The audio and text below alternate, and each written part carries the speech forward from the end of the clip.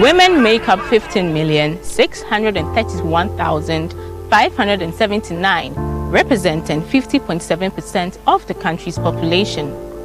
Out of this number, a staggering 10,379,368, representing 66.4% of the female population, are between the ages of 10 and 54. Hence, more than 2/3 of the country's female population menstruate. This biological necessity is a dreaded experience for most Ghanaian women and girls who are made to pay the price for their periods because sanitary pads are not considered medical necessities.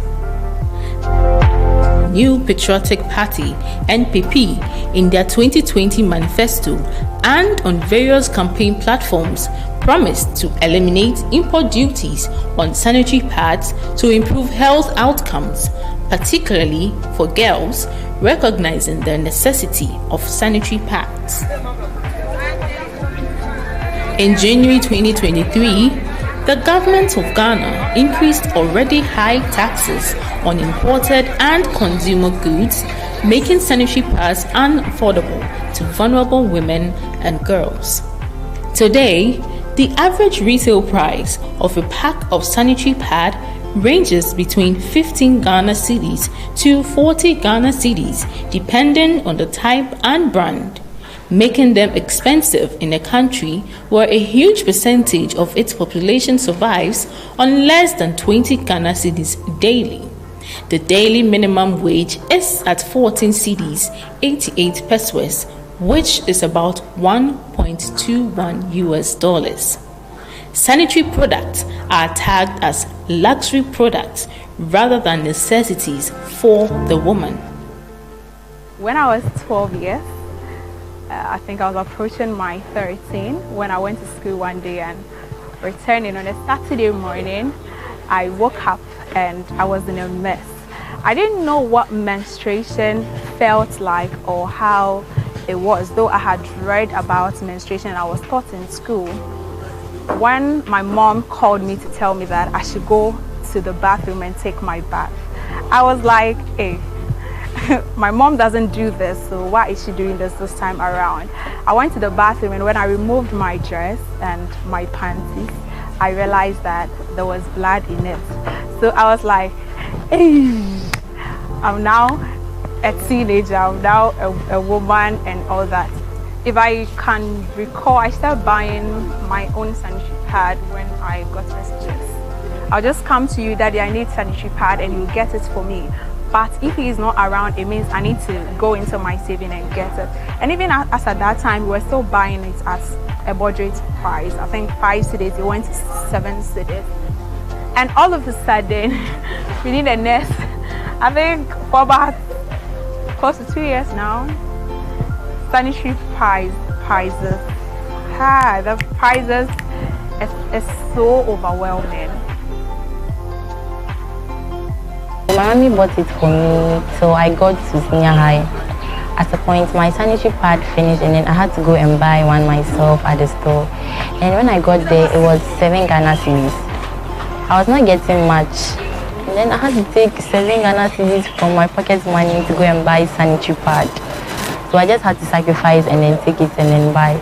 Calling her, she would tell me that why don't I sacrifice? So I just have to do the right thing. So I bought it myself. And then when I came to the university, yeah, I'm an outdoor teenager, so I have to be buying it myself if mommy cannot buy it. They may not necessarily tell you to use this money to buy this, but with the money you've been given, you have to manage and then buy all these things. So I went to buy it, and then the money had increased from 7 cedis to 12 Ghana cedis. I was very shocked because I bought some not long ago.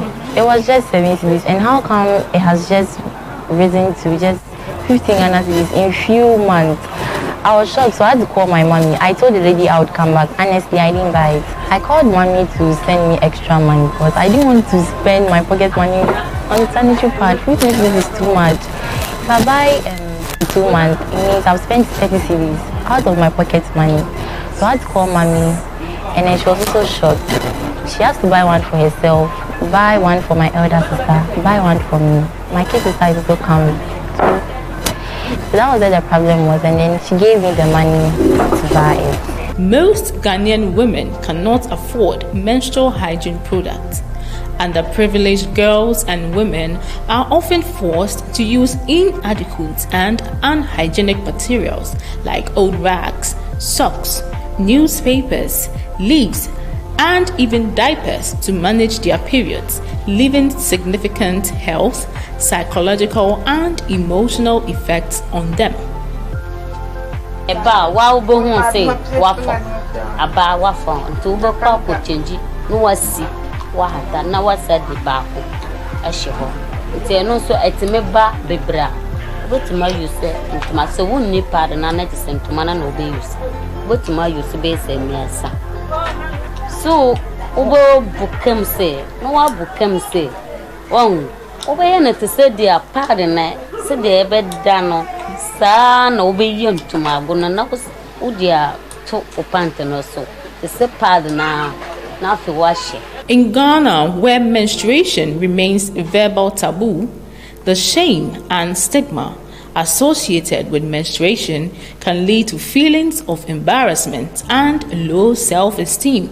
Women and girls miss days of school and work every month. Back in senior high school, there was this girl who had to sleep with a guy before she would get money to go and buy sanitary pad. So it has been something worrying her for about 2 years. And one day, a speaker came to speak to us at school. And then since she couldn't hold it anymore, she had to speak in public. And then the speaker decided to buy pad for her until she starts working. But what if someone doesn't get this opportunity? So I'm pleading that the government should come in and then reduce the price so that each and every girl in Ghana here can afford the sanitary pad. And when you're menstruating and you don't take good care of yourself, can affect your health, you are going to get body odor and the rest. So if the government comes in and then help the girl child, it's going to do more good than harm to the girl child. Period poverty is a devastating issue that affects millions of women around the world. In developing countries like Ghana, period poverty is a major barrier to girls' education and empowerment. Girls who are unable to manage their periods properly are often forced to stay home from school, missing out on valuable education and opportunities. This perpetuates the cycle of poverty and inequality, limiting girls' chances of escaping the cycle of poverty. There are certain things you are not supposed to tax. I mean, they happen naturally. Taxing the sanitary price is like taxing air. I mean, the ladies don't intentionally bleed that much or something like that. It's natural, it happens, it's part of their life. So we should even look at how possible we can to make sure that these sanitary pads are free for them. In some countries, they have food banks where if you're hungry or you're homeless or something, you're hungry, you can just pass by one shop and get something. We can also do that. The gender ministry can do that. We can place pads at vintage points for women, or even in every washroom, in every government facilities washroom, there are pads there for women who may sell themselves. It's better than taxing them actually. Before now, among far taxes and buying, in price new okay, now go for a top and I am so yeah, or that more. But I see now more tax na abano. Yeah, say or that it's baby and uncle for so better or more complaining say price is not equal high too much. It's so yeah higher pa because it's me in J to say the first yeah no yeah ma hard pa and no more your customers follow more better ibu anu ma no so better akoton I was on so di be too so. In the early 2000s, say late 90s, several governments across the continent, even in Ghana, found the need to make condoms more affordable. That was a brilliant idea because of the intervention it came in to solve. over time it became less affordable, or very affordable. At some point it was even free. They used to distribute it on campuses, make it, because of the specific intervention it had come in to solve. And that's great. And we would want such great thinking and logic to be transferred to pads as well, because of the specific intervention it makes. Now, ladies do not, like I mentioned, bleed deliberately. And so if we can make pads more affordable to them, these are products that they use to keep themselves clean and hygienic. Now, this basic necessity is essential for women's health and well-being. Menstrual hygiene is a basic fundamental human right, and it is the duty of the government to protect, fulfill, and promote the rights of its citizens. We call on leaders and government to be committed towards ensuring and fulfilling their promises towards making sanitary and menstrual hygiene products tax exempt and support local production.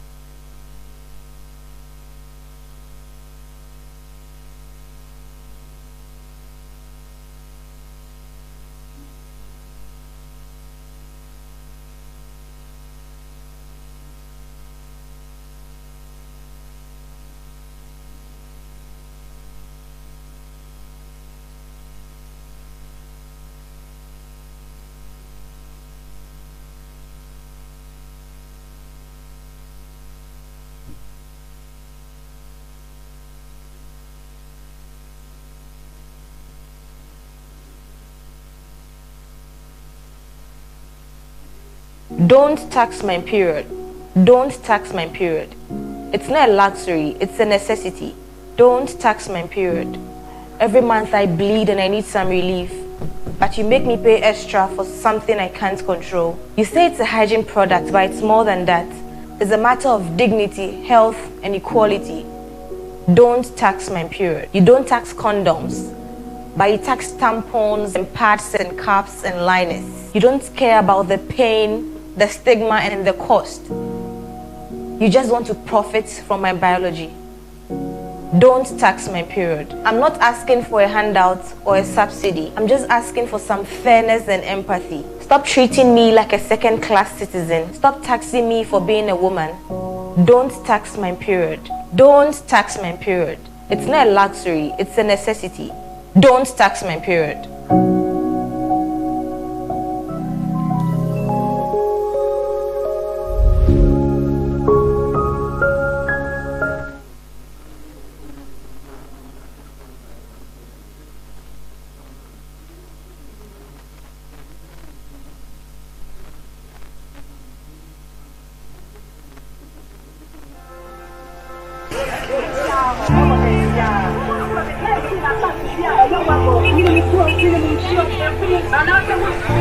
Women make up 15,631,579, representing 50.7% of the country's population.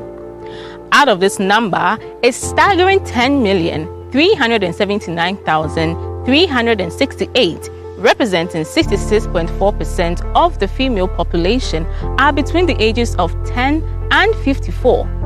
Hence, more than 2/3 of the country's female population menstruate. This biological necessity is a dreaded experience for most Ghanaian women and girls who are made to pay the price for their periods because sanitary pads are not considered medical necessities. New Patriotic Party (NPP) in their 2020 manifesto and on various campaign platforms promised to eliminate import duties on sanitary pads to improve health outcomes, particularly for girls, recognizing the necessity of sanitary pads. In January 2023, the government of Ghana increased already high taxes on imported and consumer goods, making sanitary pads unaffordable to vulnerable women and girls. Today, the average retail price of a pack of sanitary pad ranges between 15 Ghana cedis to 40 Ghana cedis, depending on the type and brand, making them expensive in a country where a huge percentage of its population survives on less than 20 Ghana cedis daily. The daily minimum wage is at 14 cedis, 88 pesos, which is about $1.21. Sanitary products are tagged as luxury products rather than necessities for the woman. When I was 12 years, I think I was approaching my 13 when I went to school one day, and returning on a Saturday morning, I woke up and I was in a mess. I didn't know what menstruation felt like or how it was, though I had read about menstruation and I was taught in school. When my mom called me to tell me that I should go to the bathroom and take my bath, I was like, hey, my mom doesn't do this, so why is she doing this time around? I went to the bathroom, and when I removed my dress and my panties, I realized that there was blood in it. So I was like, hey, I'm now a teenager, I'm now a woman and all that. If I can recall, I started buying my own sanitary pad when I got messages. I'll just come to you, Daddy, I need sanitary pad, and you get it for me. But if he is not around, it means I need to go into my saving and get it. And even as at that time, we were still buying it at a budget price. I think 5 cedis, it went to 7 cedis. And all of a sudden, within the next, I think for about close to 2 years now, sanitary prices, the prices is so overwhelming. My mommy bought it for me till I got to senior high. At a point, my sanitary pad finished, and then I had to go and buy one myself at the store. And when I got there, it was 7 Ghana cedis. I was not getting much. And then I had to take 7 Ghana cedis from my pocket money to go and buy sanitary pad. So I just had to sacrifice and then take it and then buy. Calling her, she would tell me that why don't I sacrifice? So I just have to do the right thing. So I bought it myself. And then when I came to the university, yeah, I'm an outdoor teenager, so I have to be buying it myself if mommy cannot buy it. They may not necessarily tell you to use this money to buy this, but with the money you've been given, you have to manage and then buy all these things. So I went to buy it, and then the money had increased from 7 cedis to 12 Ghana cedis. I was very shocked because I bought some not long ago. It was just 7 cedis, and how come it has just risen to just 15 Ghana cedis in few months? I was shocked, so I had to call my mommy. I told the lady I would come back. Honestly, I didn't buy it. I called mommy to send me extra money because I didn't want to spend my pocket money on sanitary pad. This is too much. If I buy 2 months, it means I've spent 30 cedis out of my pocket money. So I had to call mommy, and then she was also shocked. She has to buy one for herself, buy one for my elder sister, buy one for me. My kid sister is also coming.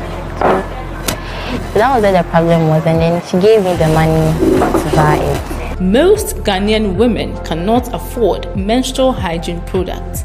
Underprivileged girls and women are often forced to use inadequate and unhygienic materials like old rags, socks, newspapers, leaves, and even diapers to manage their periods, leaving significant health, psychological, and emotional effects on them. For a greater percentage of women and girls to procure. And we are doing this in collaboration with the CSO platforms on SDGs and the Renel Foundation. With us here to guide and moderate the discussion is a multiple award-winning journalist, communications professional, Chevening scholar, and a Yali Fellow. She is a UNICEF menstrual hygiene influencer and the founder of Inspire to Rise. She is passionate about the youth and has dedicated her work to creating a platform for young people to be transformational change makers in their communities. With a round of applause, shall we welcome Miss Wendy Lai.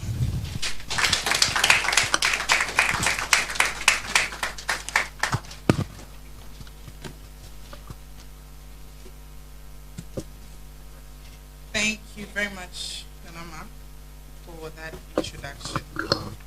And I'm sure, good afternoon, everybody. I'm sure some of you will be wondering why red is a dominant color. We love color red because red symbolizes blood.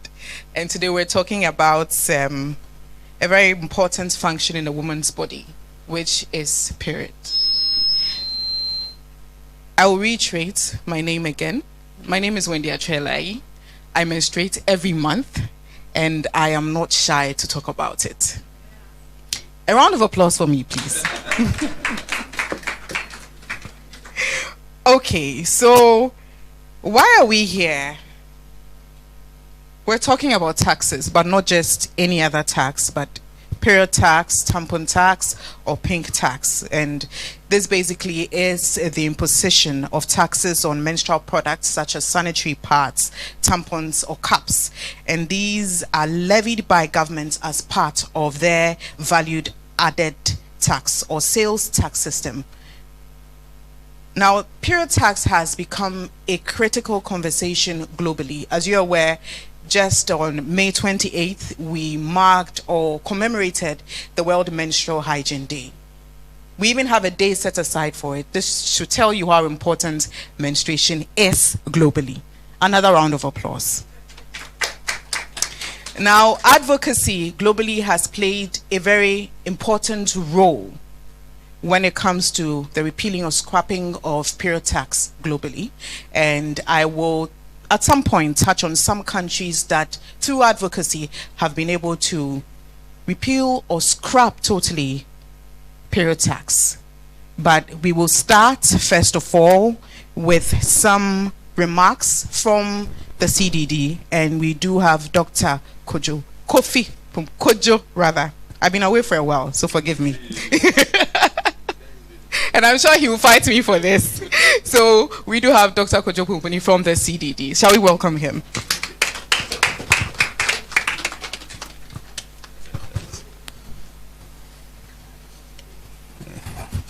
All right. Thank you, and good afternoon to everybody. Welcome to CDD-Ghana.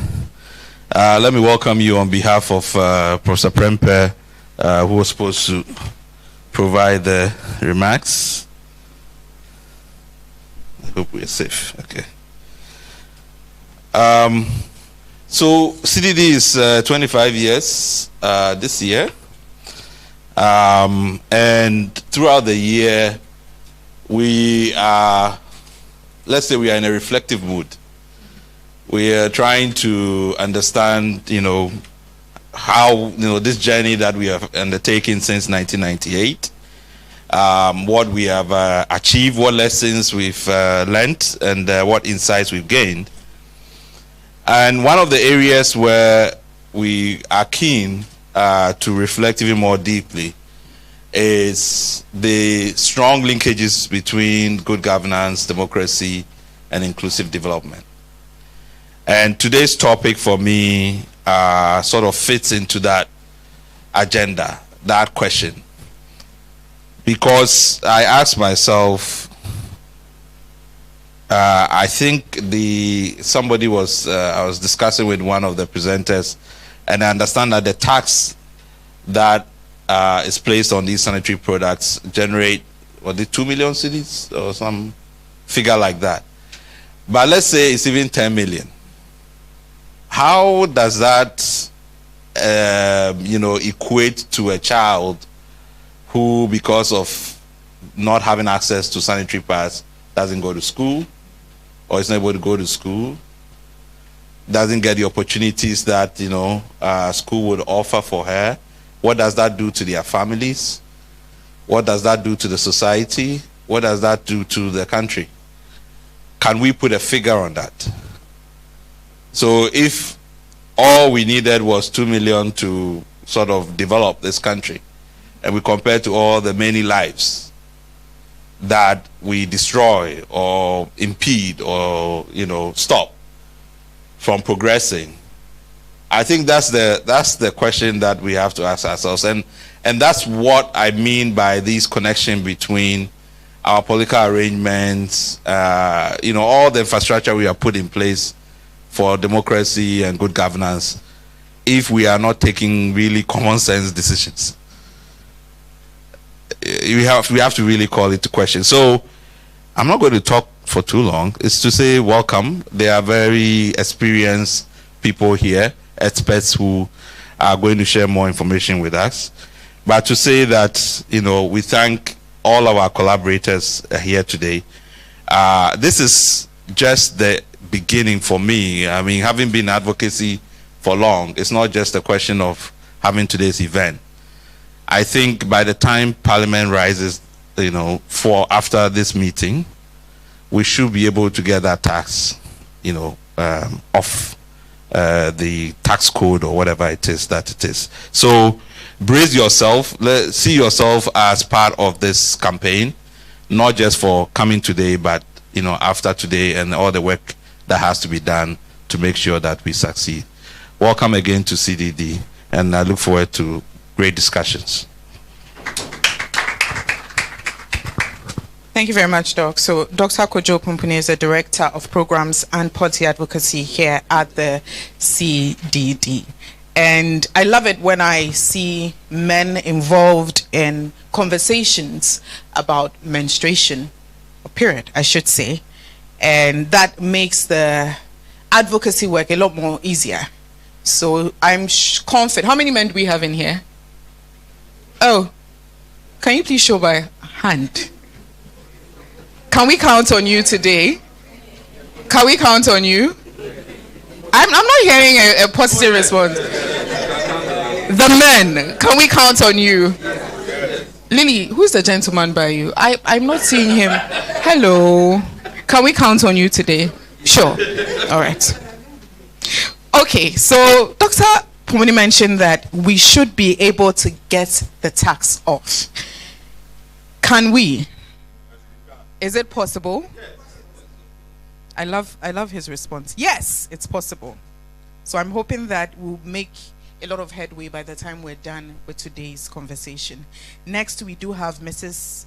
Levlin Esiedu. She is the National Coordinator, Ghana Civil Society Organizations Platform on SDGs. Shall we welcome her?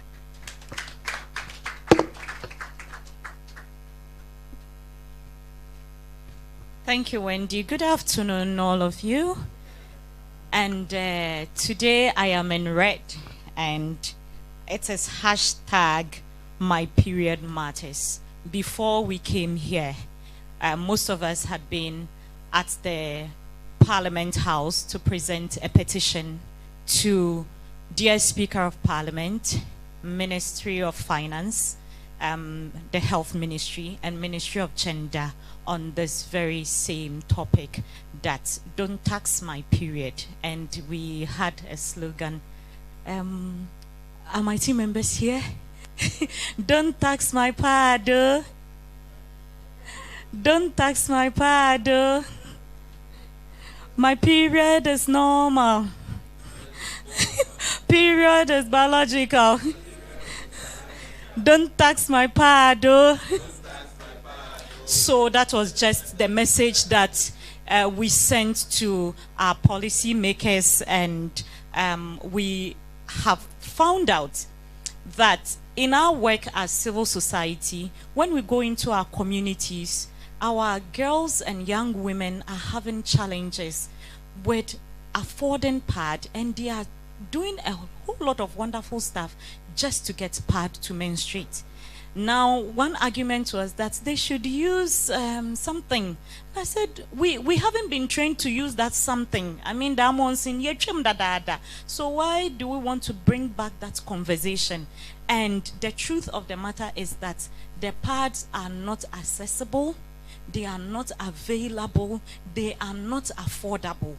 We don't know what is happening at the policy level, but what we know is that at the basic level, the average girl is finding it difficult to come by the pad, to have a dignified menstrual period.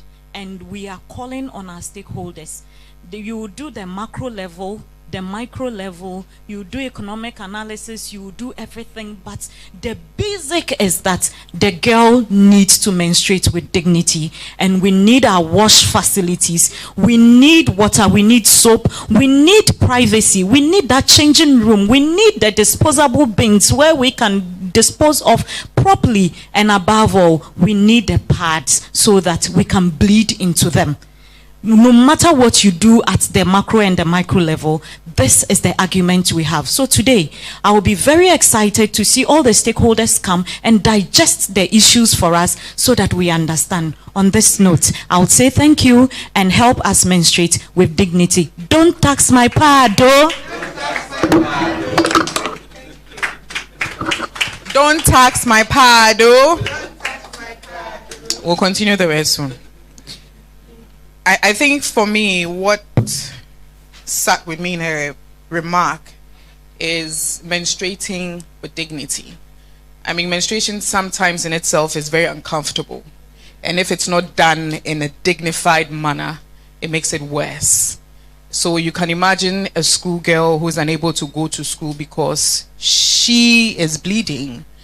There isn't access to sanitary pads or sanitary towels, cups, and the like. And going to school will also be very difficult because there isn't the appropriate wash facilities in the school. That's a difficult one. This is just to leave you thinking on why we're doing what we're doing today. I'm excited about the next session. And we're going to have someone from the Ministry of Finance talk to us about setting the context. Taxes on menstrual hygiene products.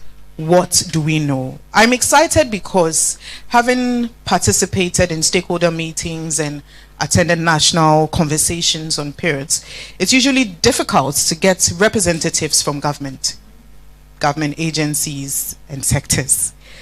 So I had my own doubts when I heard that we're going to have a representative from the Ministry of Finance. But thankfully, we do have, and I see him smiling, we do have that representative, and I am confident that we will hear some good news. Are we waiting to hear some good news? And if we don't, what happens? We'll keep pushing. Yes, indeed. So with a round of applause, shall we welcome Mr. Daniel Noe? He's the head of tax policy unit at the Ministry of Finance. A very big portfolio. Please clap for him. Thank you for coming, sir. We're very grateful to have you here. I'm very happy to be here. Hi. This conversation has been going on for a very long time.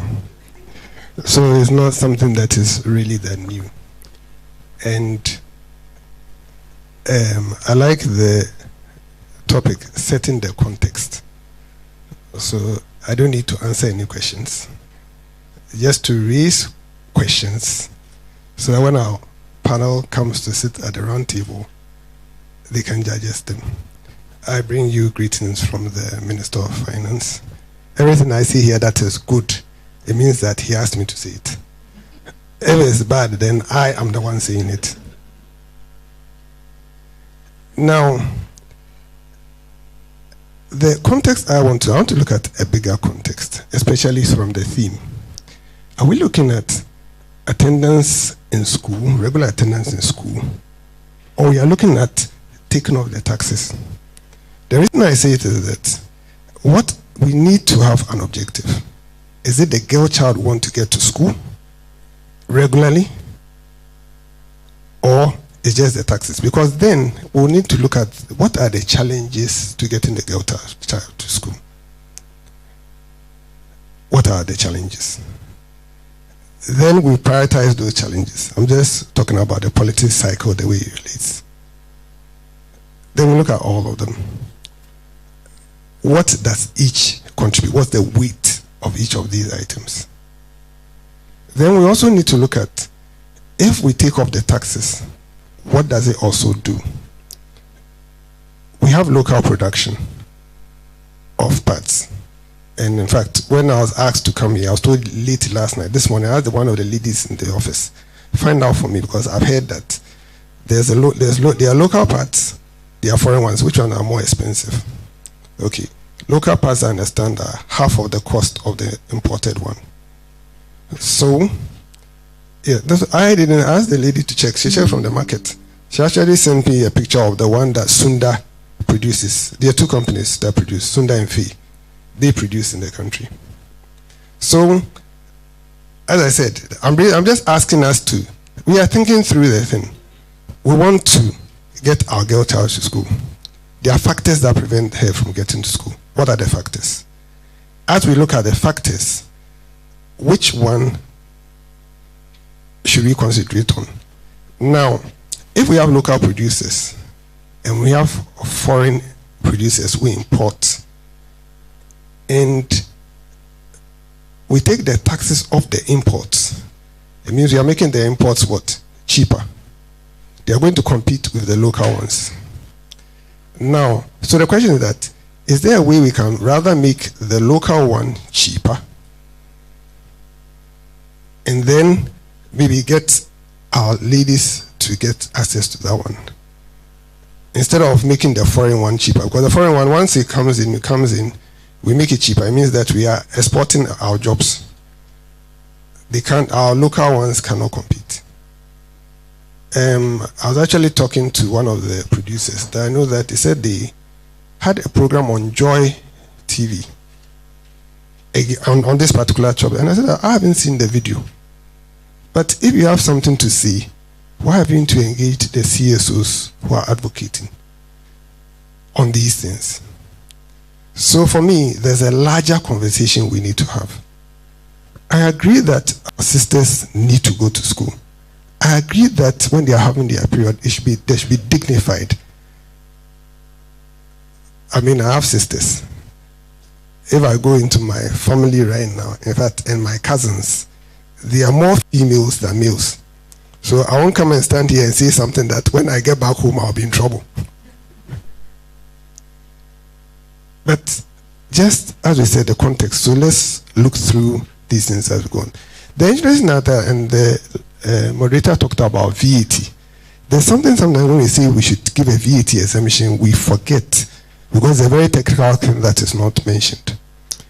If an item is exempt from VAT, okay, this is the way VAT operates. If there's a VAT on an item, any VAT you pay in order to produce that item or to sell that item, you take it out before you add the VAT, the final VAT on it. And so there's supposed to be a certain cost, reduction in cost.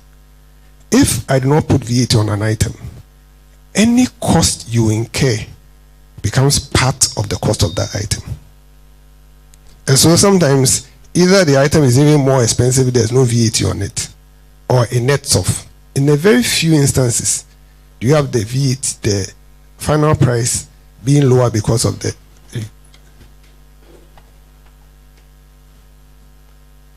VAT that you took off it. So the tax system has a way in which it operates. It's also something we need to look at when we are talking about taking taxes off. So I want to end with a little more food for thought. We have an Exemptions Act that says that when you are advocating for an exemption, you need to do some cost-benefit analysis. That's the person advocating, not government. Because we are saying I should take the tax off. What is the impact of taking that tax off? How much does that tax contribute to the price build-up? There are items in the price. So what are the things there? If I take off the tax, does it help? Or there's some other thing in the price build-up which I need to take out? So, I would end around here. But just I want us to do a little more thinking. We agree that we must do everything to get our ladies to school. It is important. My mother went to school, so when I was a young man and I wanted to read about the history of Ghana and other things, she had a box full of books. I was out of this country small when I was a child. When I come back, she had a box full of books. It's her books that I read about the, what's the name? The history of Ghana. From all those, some of the books, if I mention them, some of us won't even know their names. And so, if she hadn't gone to school, I wouldn't have had those books. So, we need to get our ladies to school.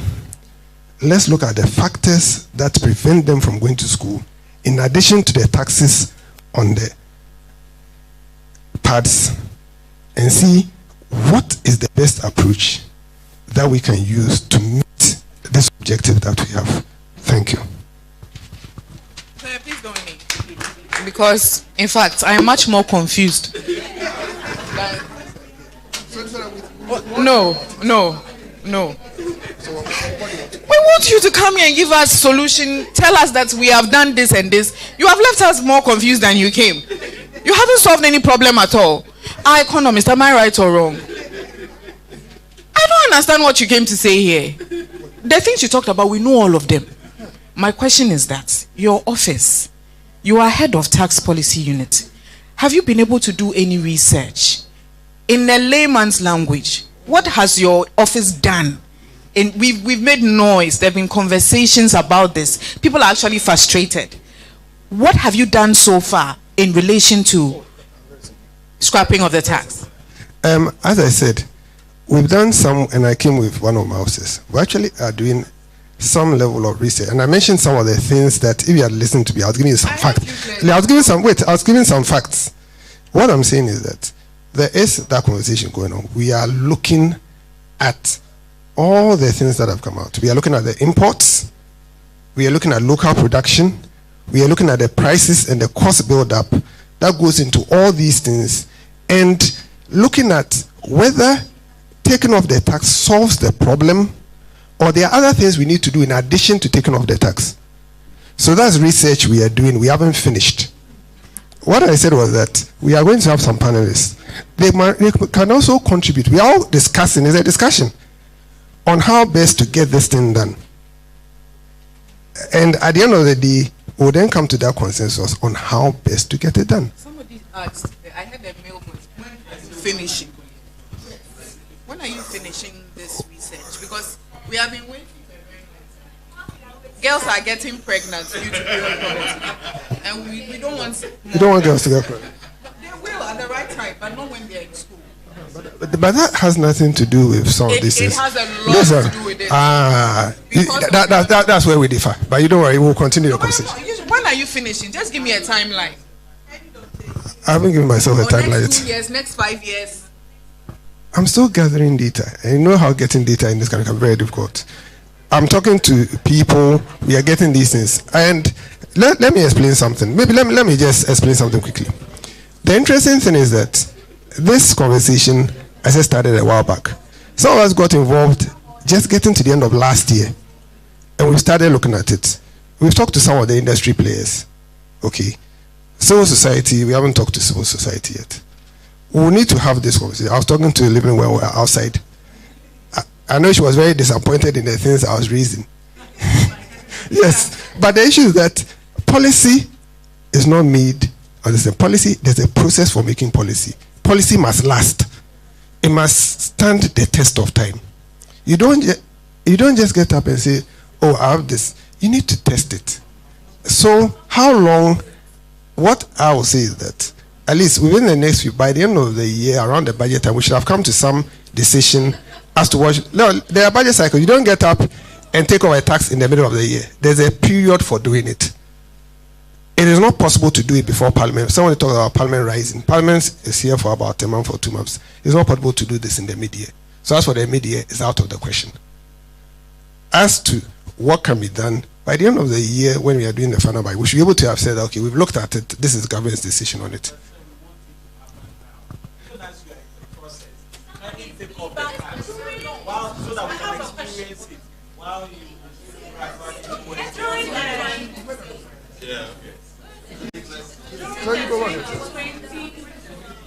A round of applause for him.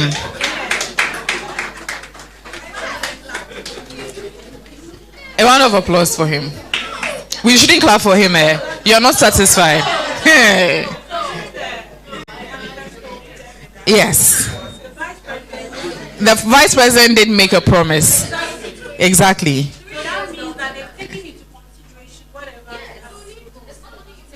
Mr. Daniel Noe, it looks like you aren't done yet. And after, on my own accord, after we are done with the round table, I'll call you back. You give us some more answers. Else they won't leave here. Yes. We'll all keep you here.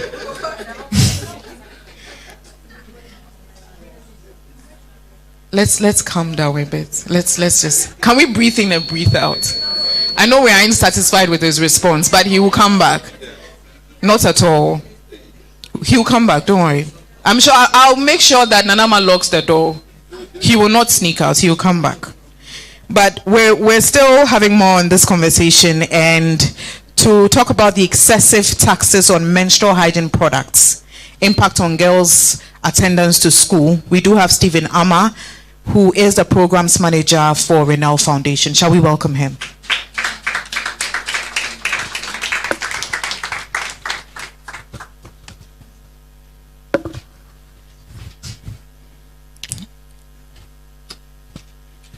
Good afternoon. I'm Stephen Ama from Ghana Foundation as a programs coordinator. My boss should have been here to do this presentation, but unfortunately he's not here. So I'm standing in his stead to do the presentation on his behalf. Ghana Foundation has been in existence since 2013. And we are involved in things about women and children and even men.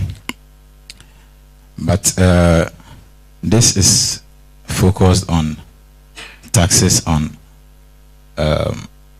sanitary products. So you've done some, it's not a research work, I'll say. You go to communities to help people out, especially girls.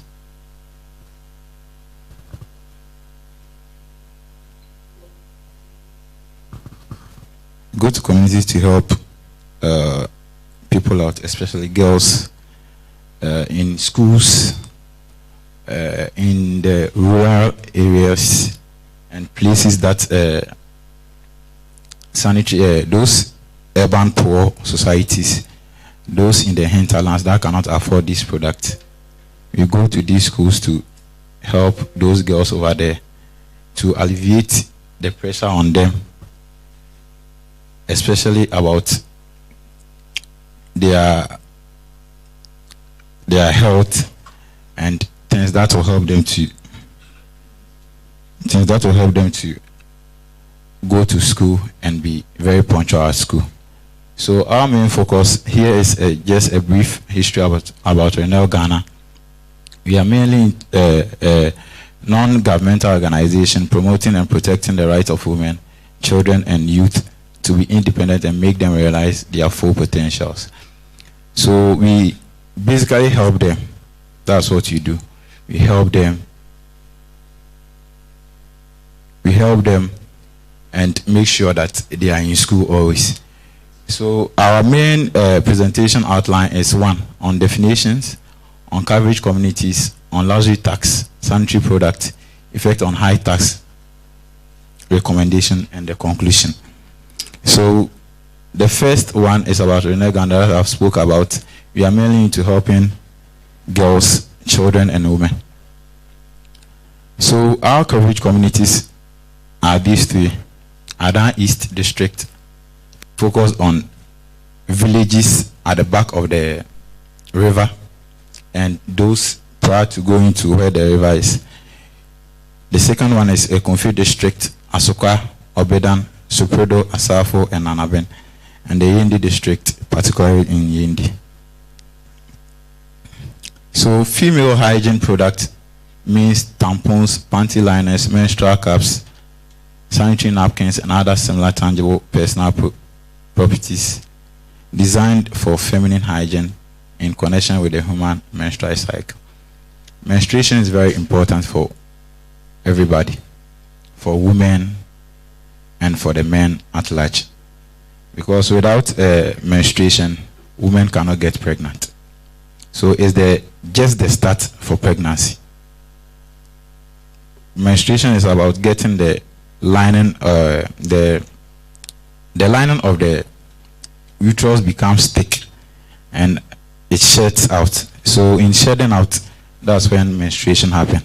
And the main reason why this happens is to make the womb very, very open to receive pregnancy. So menstruation is very, very key. Menstruation is very, very key in our lives, especially the women and even the child, even men. So tax are just monies that we pay to government to fund government activities. So it can be any form.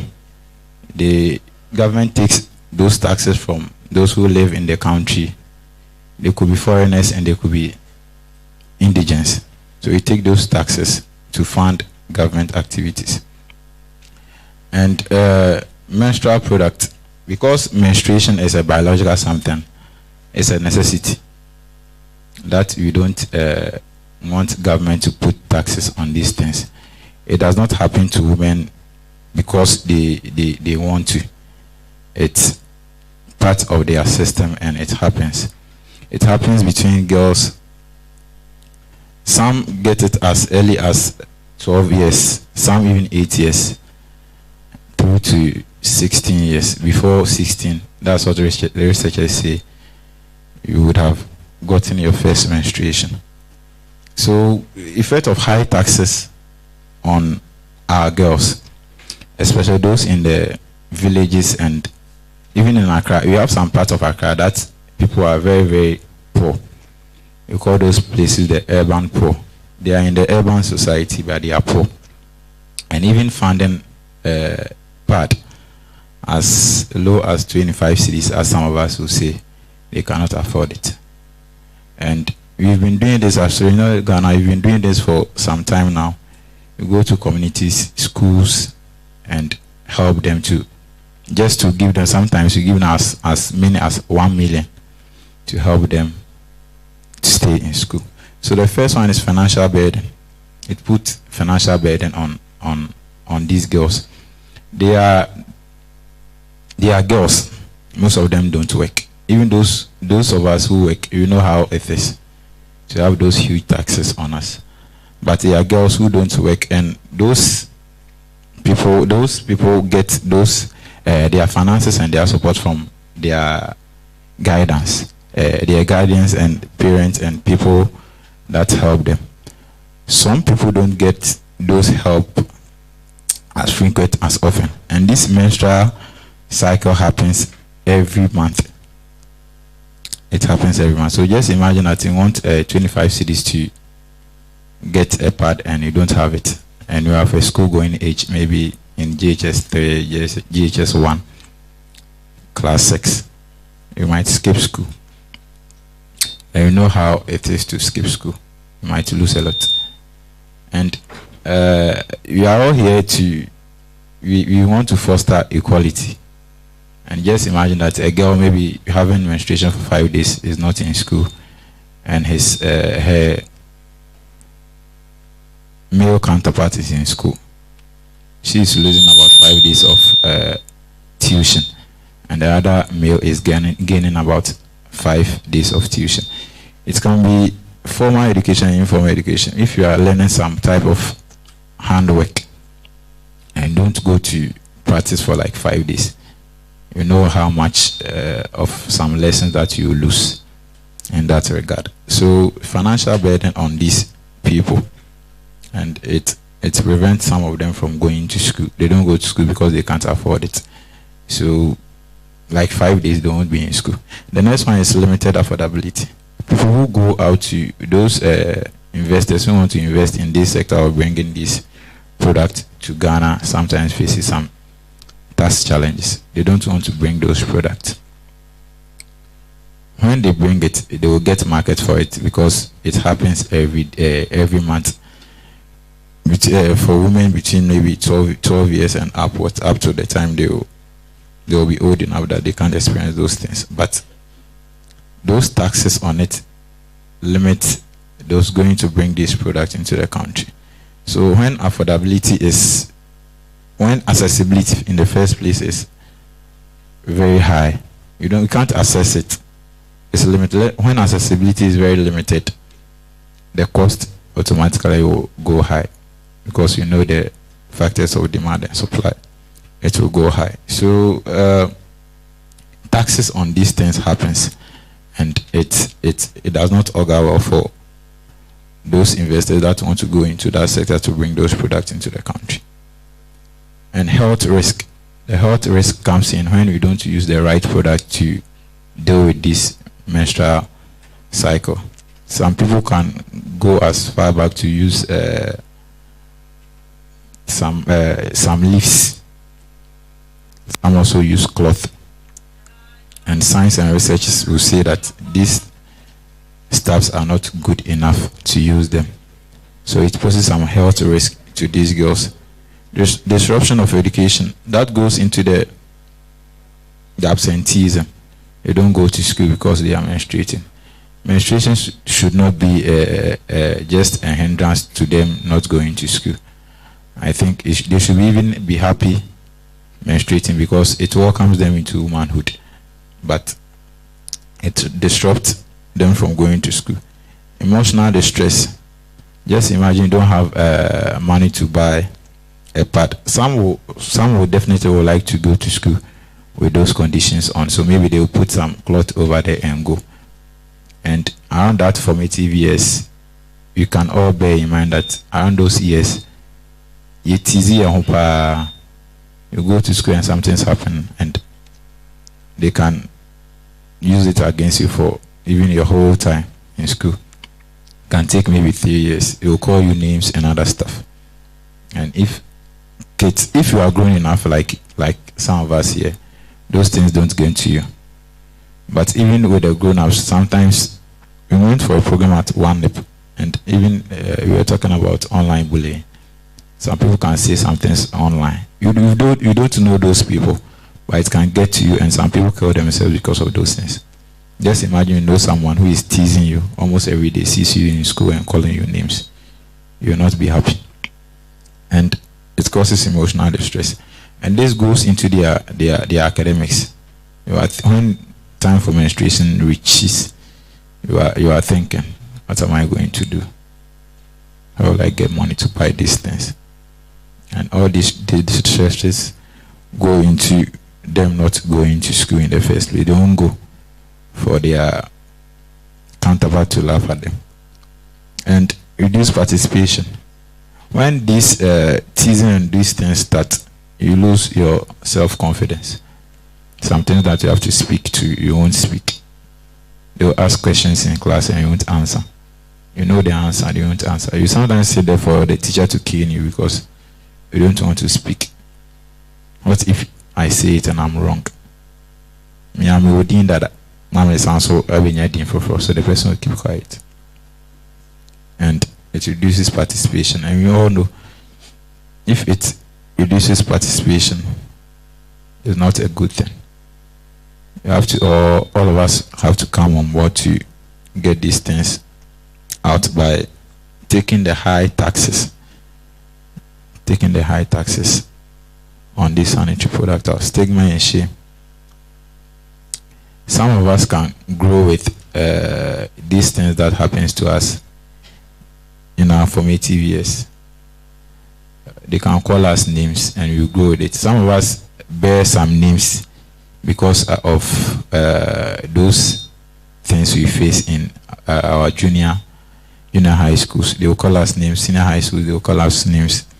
and to graduate, they will be calling you names, they will be calling you names, they will be calling you names. And some names are so funny that when you hear them, you don't even want to go to those people who knows that you are called those names. It causes stigma and shame. And child marriage and other bad choices. They don't have money to get these simple materials, and some man comes that they can offer them all these materials with other stuff. So during those stigma and shame time, they lose focus. School no cry because the focus is somewhere else. I want to leave school. After all, what is it?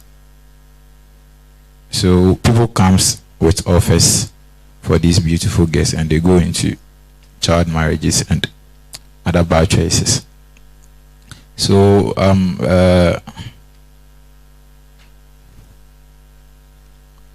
these are some pictures of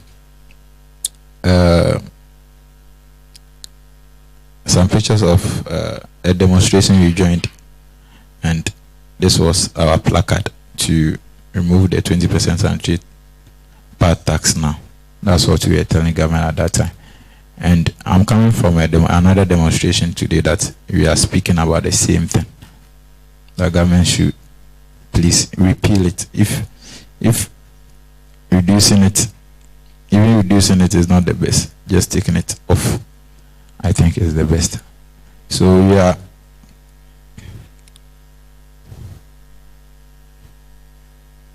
employing on the government to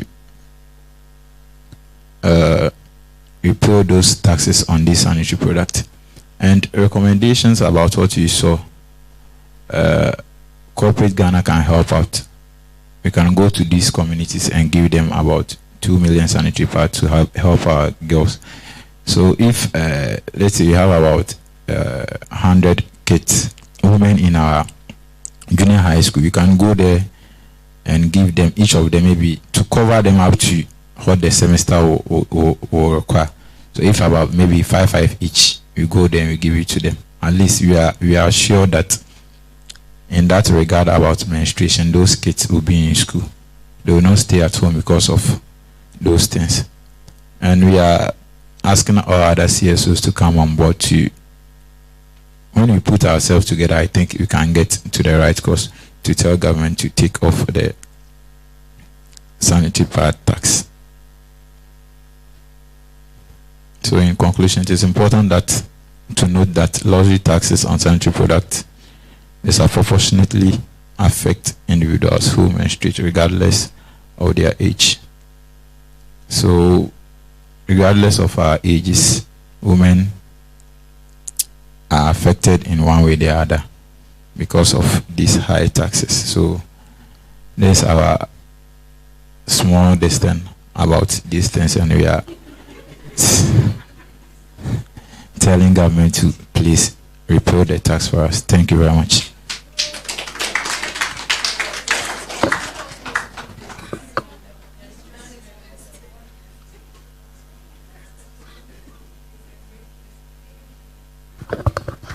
Round of applause for him again. Thank you, Ms. Dalma.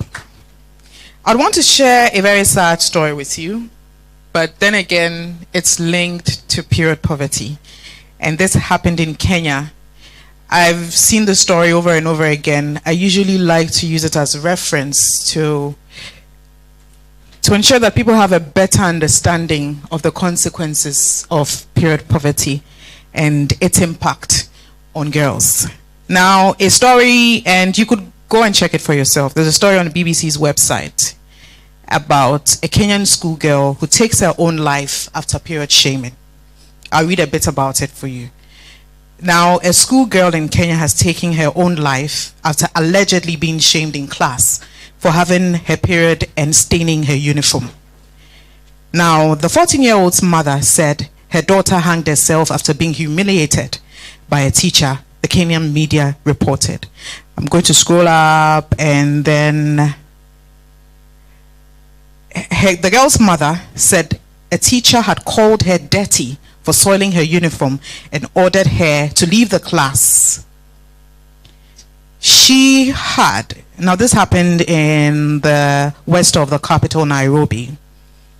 She had nothing to use as a pad when the blood stained her clothes. She was told to leave the classroom and stand outside. Her mother was quoted. And this is in the BBC. They also quoted the Kenya media. Now, this is how bad or worse it could get. This story, I think, it was in 2019. We are in 2023. I'm sure there are several stories that are unheard of. Possibly if the media doesn't uncover, expose, with the advent of social media, if nobody picks it up, we never get to know. But these are some of the consequences that come with or associated with period poverty. And this is to let you know that we have a lot of work to do as a country, not just as government, but also as stakeholders, whether a father, mother, a sister, a cousin, a brother. We have a lot of work to do. And again, it's for this reason why we're here today. It's time for our discussion, and I'll read brief profiles of the wonderful ladies we have as part of our discussion today.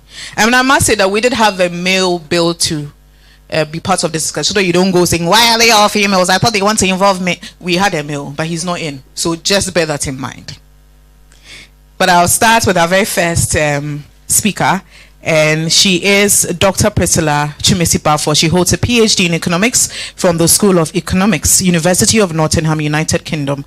Prior to this, she obtained both a BA in economics with sociology and a Master of Philosophy in Economics from the University of Ghana. She's currently a senior lecturer at the Department of Economics, University of Ghana, and has been affiliated with the Center for Research in Economic Development and International Trade, School of Economics, University of Nottingham since September 2010, and Africa Economic Research Consortium since 2005. Shall we welcome her with a round of applause?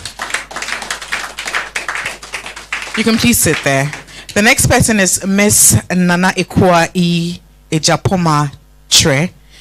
She's passionate, and also she is a feminist and a period poverty activist. She is a director at the Tre Foundation, a women-led organization fighting to eradicate period poverty through service education, training, and entrepreneurship. Her love for women's health led her to pursue a degree in physician assistantship at the Central University. She is also the project manager for Red Revolution, a social enterprise producing reusable parts as a sustainable solution to reduce period poverty and period plastic waste. Shall we welcome her with a round of applause? And then we do have Lily Pearl Baba Otu. She is a women's advocate, journalist, and an entrepreneur who is actively involved in various initiatives to empower women and girls in Ghana. She runs an advocacy NGO, Bridge for Equity Ghana, and that provides women with employable skills and operates a tuition-free to highly subsidized tuition in basic schools in the Central region. She's a convener for No Pad Tax campaign, which aims to exert pressure on the government to remove taxes on sanitary pads and promote local production. Shall we welcome her with a round of applause? And then we do have Francisca Saponowusu, a research analyst at the Ghana Center for Democratic Development, which is our very own CDD, with 3 years of experience in development organization work, and also has worked on projects on without border but not limited to gender equality, democratic governance, security, social protection, period poverty, tax justice, and evidence in policy making. Ms. Francisca holds a Bachelor of Arts degree with combined major in linguistics and political science from the University of Ghana, and a Master of Philosophy in Political Science with a specialization in public policy and administration from the same university. Shall we welcome Francisca as well? And please welcome me.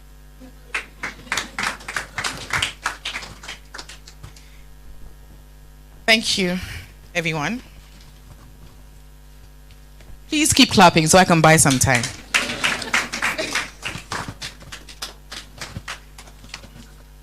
Okay, so early on, I did touch on a bit of why we need to do more advocacy and why we're doing what we're doing today. And it's important to cite some examples of countries that through advocacy have been able to repeal or scrap period tax. And we do have the likes of Canada, we do have United States with and an example that in 2016 New York became the first state to eliminate sales tax on menstrual products after grassroots campaigns. We also in Africa, Kenya is there, we do have South Africa and some others, which I would like to keep it short because of time, but there's still more work that needs to be done, not just in Ghana, but across the globe, just so we have a better understanding that it's not just the Ghana problem, it is a global problem. But in dealing with it, we need to personalize it and domesticate it and find solutions to our problems as a country. Don't we? Yeah, I like that. That's right. So we're going to start our conversation. I saw Mr. Daniel. He's back. Okay, good. Because I told you I'm keeping an eye on you. Great.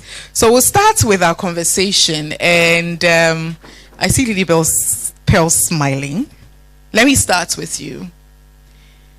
Personally, I love the fact that I'm a female and I menstruate every month.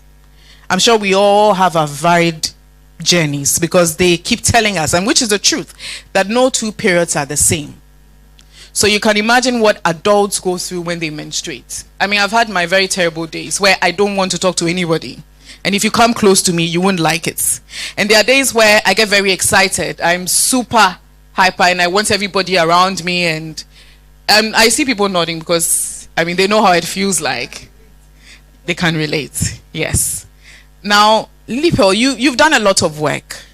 But briefly, just so people get to understand that it's not because you are a bougie looking fine lady and you've been to school and you know the arish about menstruation, so she's looking all posh and she's come to sit here. Just tell us briefly some bit of work you've done and what you've seen on the ground. You can also talk about your personal experience. Me, I talk about it. If you leave me, I can spend the whole day telling you my personal experiences. So you tell us a bit about it, and yes, we'll start from there. So the issue of period poverty was very new to me. In 2018, I had the opportunity to visit Dambai, and that was when I had a face-to-face encounter with period poverty, and the stories felt untrue. The girls were narrating their stories, and sanitary pad felt like a big deal to them to own a sanitary pad. Like someone had not seen a sanitary, she had not experienced sanitary pad before. And that was a very, very big blow to me because I'm like, what do you mean? I mean, we hear that, oh, girls don't have access to pads and all, but because it is far from us, we feel, oh, it is their problem. But when you get close to them, you begin to get emotionally attached, and it makes you wonder, how does this exist? How do you not have access to sanitary pad? How are you existing as a girl? How is your life like? Because it's one of the major existence as women. And so that was the very first point of period poverty that I had encountered. And then from there, I took a keen interest in it. And in 2020, we decided to do the No Pad Tax campaign. We did it with so many other civil society organizations.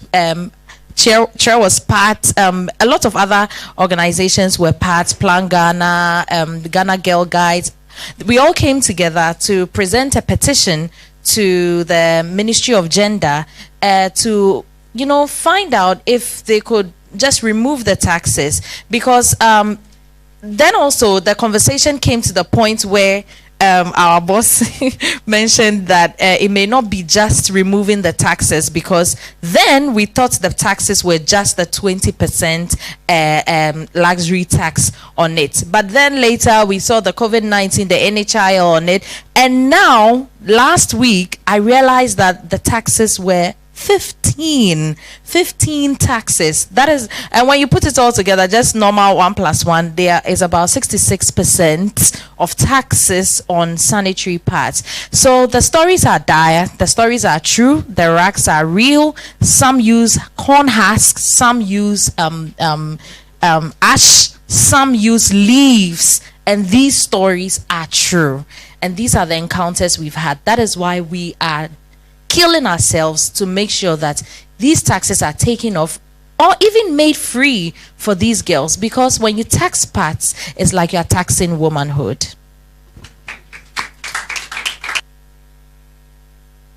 People, I had let me add That's the truth. Now, Nanikra, just as an add-on, you've also done some work. Lily Pearl mentioned your name with some activism as well. How do you feel? Well, she came into contact with pure poverty when she went to Dambai, but then I grew up in it. So my dad is a missionary, so we did most of our growing up as a teenager in rural Ghana. So I did not know anything about menstruation. I only got to know about it when I started bleeding, and then I confided in a teacher about it, and then it was a male teacher, and we still talk till today. And then he explained everything to me, that this is what is happening. I went home, told my mom about it, and then the only thing she said was, if you sleep with a man, you get pregnant. And then that was it. She called my sisters and then told them that I am menstruating. I thought it was just like that day, because the conversation with my teacher didn't go that deep. So I would sleep for about a month and wake up and then I'm soiled. What is going on? And then I asked my big sister, and she was like, you are going to experience this till you hit menopause. And then I was just crazy about it. And then in school, many of my classmates could not afford it, because we were closer. I was in Bremen, Esikuma, and then we had some people from the nearby rural communities coming to school at Esikuma, and then they could not afford. So I would bring the parts that my mom has bought for me and then share it with them. Some wouldn't come to school. Teachers were discriminating against that. When they want to send you to buy food, they will ask you, are you menstruating? If you say yes, they are not sending you because you are not clean. Even in the classroom, should you be called to the board to write and then you are resisting, they would by force tell you, get up and come. If you've soiled yourself, everybody goes like, whoa. Then the next day, we are not in school for like a week. So this whole thing, I've seen it, I've experienced it, I've seen it all. It was really when I was growing up and I told myself that when I get older, I would want to do something about it. And that was when I set up this NGO, the Share Foundation, and we've been to a lot, more than 50 communities in Greater Accra, Bono region, Bermanis Kuma. Yes, we went there. I went to give back to where I was. So this issue isn't too new. It's not new at all. I've seen it all. We've lived through it, and then we are all trying to help. So all the stories that you are hearing, they are very true. Girls not going to school because they cannot afford, it's true. Girls getting pregnant because they cannot afford, and a man somewhere is wanting to give them for free if they should. I mean, exchange relationship with them. It's true. Whatever you are hearing is true. Pure poverty is very real, and we must do something about it now. Thank you, Nana. And I mean, what I pick from her is, this is the reason why we have to normalize menstruation. It's worse when your parents can't even have a conversation with you about menstruation, which is a very normal process, biological process or phenomenon every girl goes through.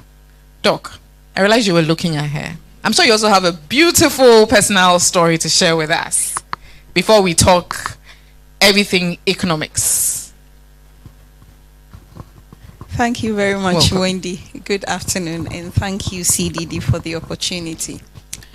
I must say that I am aware that period poverty exists, but recently I have become a lot more conscious because of the prices of the product I see on the markets.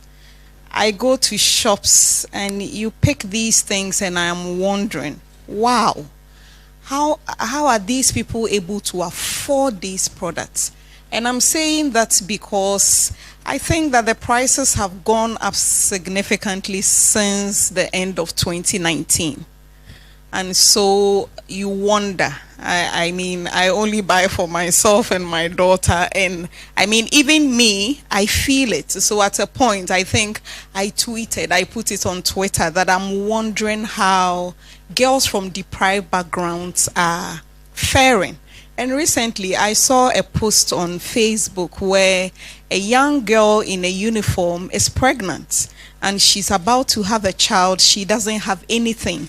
How did she get pregnant? She needed pad, and a young man convinced her, probably maybe that was his idea of breaking the cycle of menstruation or whatever it is. And so you see, there is one problem, and because we are not able to solve that problem, people move into intergenerational trajectories of poverty. So this girl is poor, she's going to bring out a child, and the cycle continues if nothing happens. So I think that, it is quite real, and we should not trivialize it to say that, yeah, we have women in our homes, they menstruate and all that. Perhaps the women in your home are more privileged to have access to these things. And so for me, I think that the conversation should move beyond just about taking out the taxation. When Mr. Nue was speaking, I was smiling.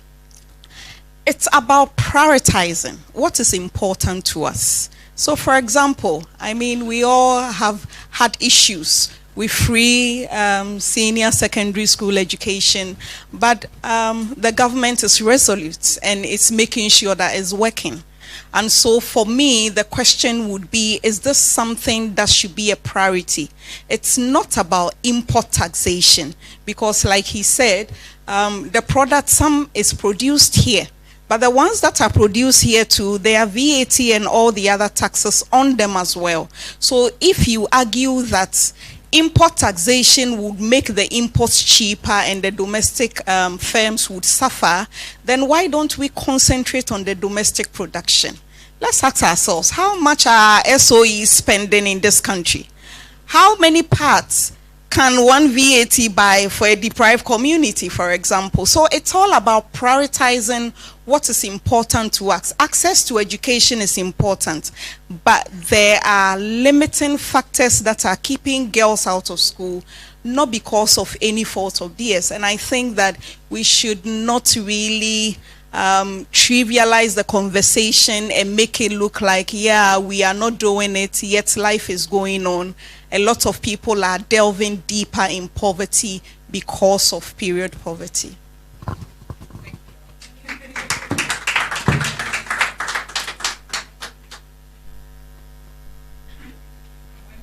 Economy speaks, you hasten slowly. Now, we'll hear from Francisca. Yes. Okay. I don't think my experience with period poverty is anything special. So I had never bought a pad before till 3 months into my national service. And my mom just looked at me and she was like, well, you have to start buying your own pads now. So at that time, it was way below 5 cedis. I bought the first one and I was angry. Why is this thing so expensive? Like, below 5 cedis, and I was earning enough to buy more.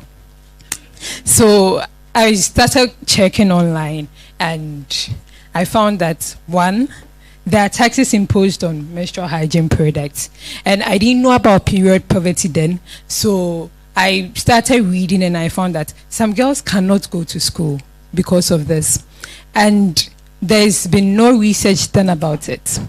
So I was, as a researcher, I was just thinking, okay, how best can I support the activism? So I decided to do a political economy analysis to just see the issues on the ground. Why are people imposing taxes on it? And I thought I was going to see a straightforward thing. Oh, politicians are not aware. Because in the US, that's what the claim was. People are not aware. If they are aware, they'll remove them. Okay. I started interviewing people. I went to the ministries and they gave me a whole lot of reasons. The primary one being that menstruation is an invisible issue still. It remains a taboo amongst many cultures. So people do not want to speak about it. Because we do not want to speak about it, we are not advocating for it to be removed. And I was like, well, but that's not excuse enough because, yeah. And on the field, someone actually pointed out that in 2014, the John Mahama government wanted to provide free menstrual hygiene products. And there was a lot of pushback from the current government that they wanted to use menstrual blood to do juju. Yes, for rituals and everything. So that was scrapped. So when I was analyzing my data and everything, I realized that yes, we may undermine these things, but actually they play a role in how policies are made. Because you do not want to talk about them. People talk about them and you are telling them that they are just being demonic. So that is my experience with period poverty. And this mostly comes from the rural areas. These mysteries come from the rural areas where they need these most. So I'm glad we are having this conversation so that we can just demystify it and then see other issues. There are other issues which I can talk about later, but just to see how we can best solve these things. Yeah, thank you. And talking about government, I mean, we all know, and we did hear the Vice President when he did indicate in their manifesto that to improve attendance specifically for girls in school, they were going to scrap the period tax. Have we seen it? Do we have answers? What happened? So I'm sure we all have varied answers, but we want solution to the problem. You want to share an experience? Very soon. Okay. Thank you. Now, Nana and then Lily Pearl, you are doing a lot of advocacy. And just to keep it short, we have a lot of organizations that are doing advocacy. Every day, there are new ones that come up. I mean, in the last, probably since 2017, you can count several of organizations. And for me, sometimes I get excited because, one, I think that, yes, government cannot do it all.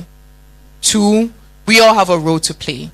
But how streamlined are these activities?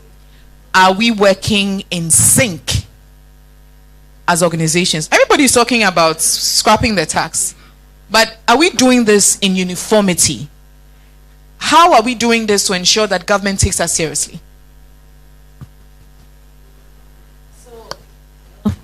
So this was a problem we identified. Before we started the No Pad Tax campaign, we realized that there have been several organizations that had gone ahead of us to,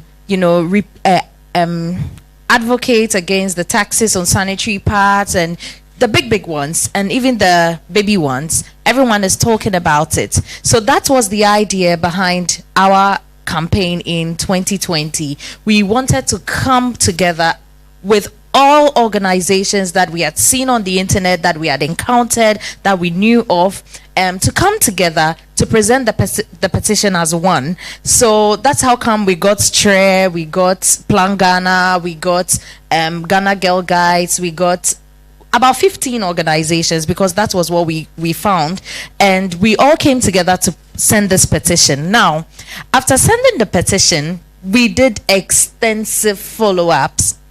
even with the change in the gender minister and all of that, the final stage we got to that made us feel like, okay, we may have to continue advocating, was that they said, we've sent it to the finance ministry and we are waiting for them to send it to parliament and we will pick it up from there. So when we got to that point, we did not know where to move on from there, because okay, we've taken the first point, this is what they are saying, so we just went back and then continued with the advocacy. And so Wash United reached out to us last year, and then we did a collaborative conversation on it. So this year, to be very honest, advocates get very tired at some point, and it's very overwhelming because we have a life, and sometimes these stories weigh us down.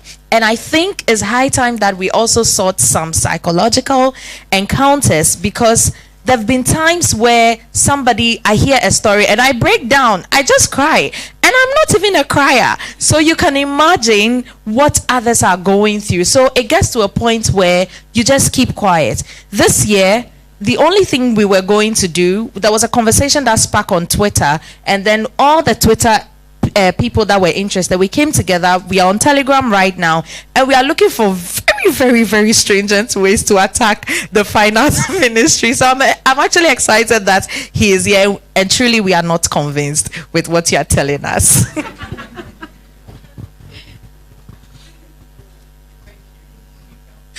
Nana, just as an add-on to what Lily Pearl said, we're doing this, we're doing that, we could do this. Have we done enough? Where are the loopholes, especially in terms of advocacy? Okay, we've done so much work over the years. Lily Pearl has said everything. Even with the one that we did, there had been another organization putting other organization also together to write a petition to Parliament. That will happen probably next month. And then today, we all know what happened today. So the advocacy, we are doing it. The only loophole or the only problem we encountered so far would be that probably some organizations do not want to be involved with this because they see it as sort of something political, that they do not want to be tagged in a certain way.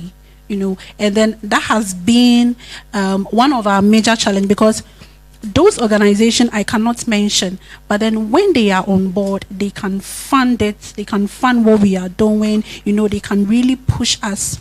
But then they do not want to be part because they see it as something political. That has been one of our major challenges. Aside that, we are doing very well.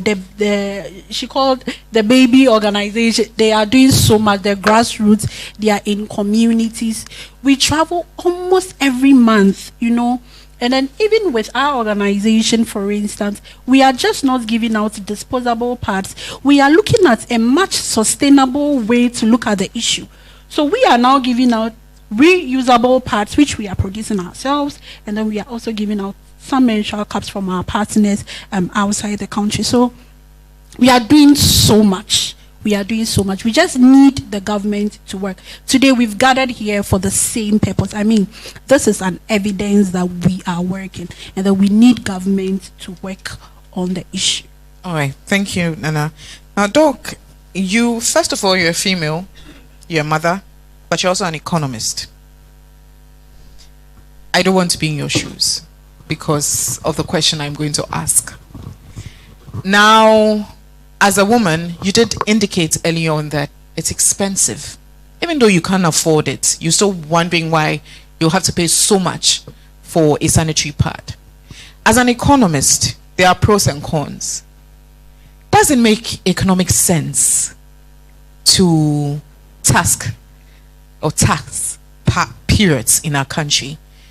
What could be the gain? What could be the loss for us as a country? Because Mr. Noah made it seem like we don't really understand the issues. There are matters that have to be addressed. Can you please explain this to us? Okay, thank you. Are you Wendy. confused? I am still chewing on the question. Okay, so should we give you some time? A round of applause for her as she processes the question. So essentially, I can understand the plight of people like Mr. Noe, and particularly the timing of this conversation too. It's also, but there is no better time to discuss important issues, because this is a time where the country has just rolled onto an IMF program. We are talking about the need to remove exemptions in our tax bills, because exemptions are ways that the country is bleeding. And also, we do not generate enough tax revenue in this country. So now they have a handle which is on sanitary pads. If you are asking to take that handle off, then how do you make up for the shortfall? That is the question in terms of the costs and the benefits associated with it. The direct benefits, it is something that is not too direct, because it takes a while to assess the benefit of increased in retention rates, higher school attendance rates by girls. It will feed into performance of girls, and then the cycle continues. So like I was saying, it is about priorities and knowing what to go for. But I think that we need to move the conversation beyond just the taxation. Like Trey was saying, how do we provide sustainable options for poor households? The challenge has been that, I mean, in Ghana, yes, we do not do targeting. So you see, even with this advocacy, once the tax goes off, I benefit, but I can pay. So you see, if government feels that it is in a position not to be able to take out the taxes, then in the short to medium term, what strategies can be put in place to make sure that poor people have access to the, what do you call it, the sanitary pads? We sit in Accra, in towns, and we think maybe 18 cedis, 20 cedis is okay, but that can be a whole family's monthly income. Right.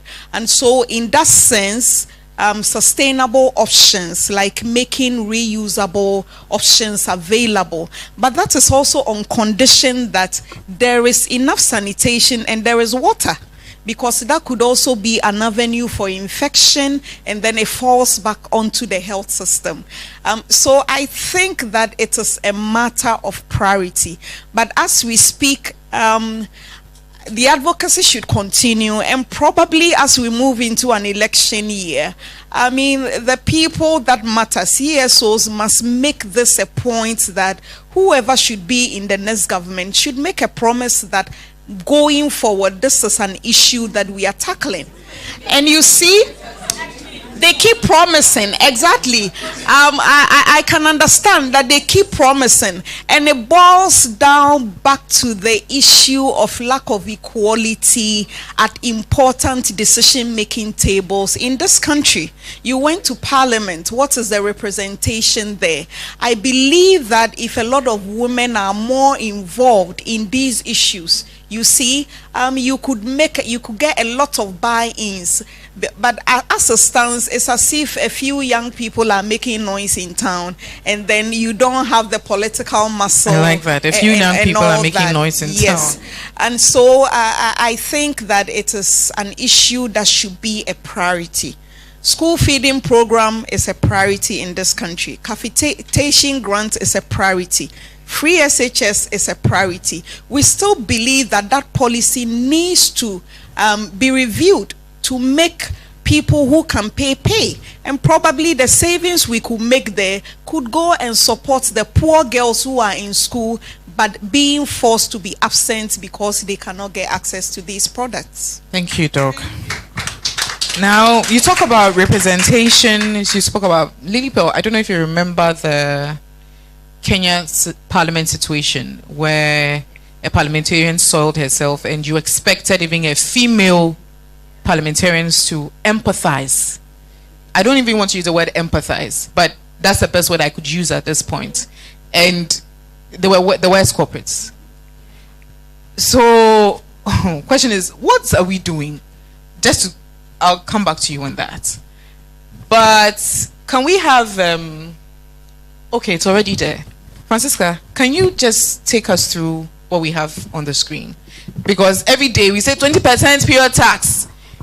A lot of people have seen this on my status on social media and they're like, what? Like, what is this? What's happening? So can you educate us on what we're seeing up here? Can you see? Yeah, I can. Are you comfortable? Yeah, I should be. Yeah, fine. Okay. So let me issue 2 disclaimers. First, there's nothing like a 20% sanitary tax. Second, there's nothing like a 20% luxury tax imposed specifically on menstrual hygiene products. Menstrual hygiene products attract all these taxes by way of their classification in the harmonized system code. So within the code, our menstrual hygiene products, diapers, every other thing attracts these taxes. So import duty.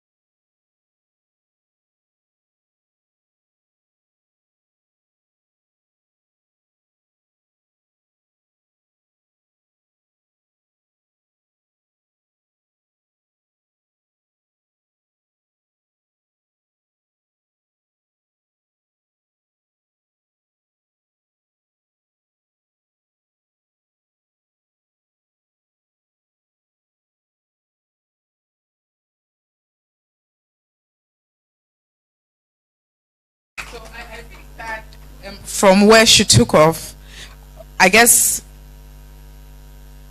we would need a lot more education on this, even especially for the CSOs, because the narrative has always been 20% tax.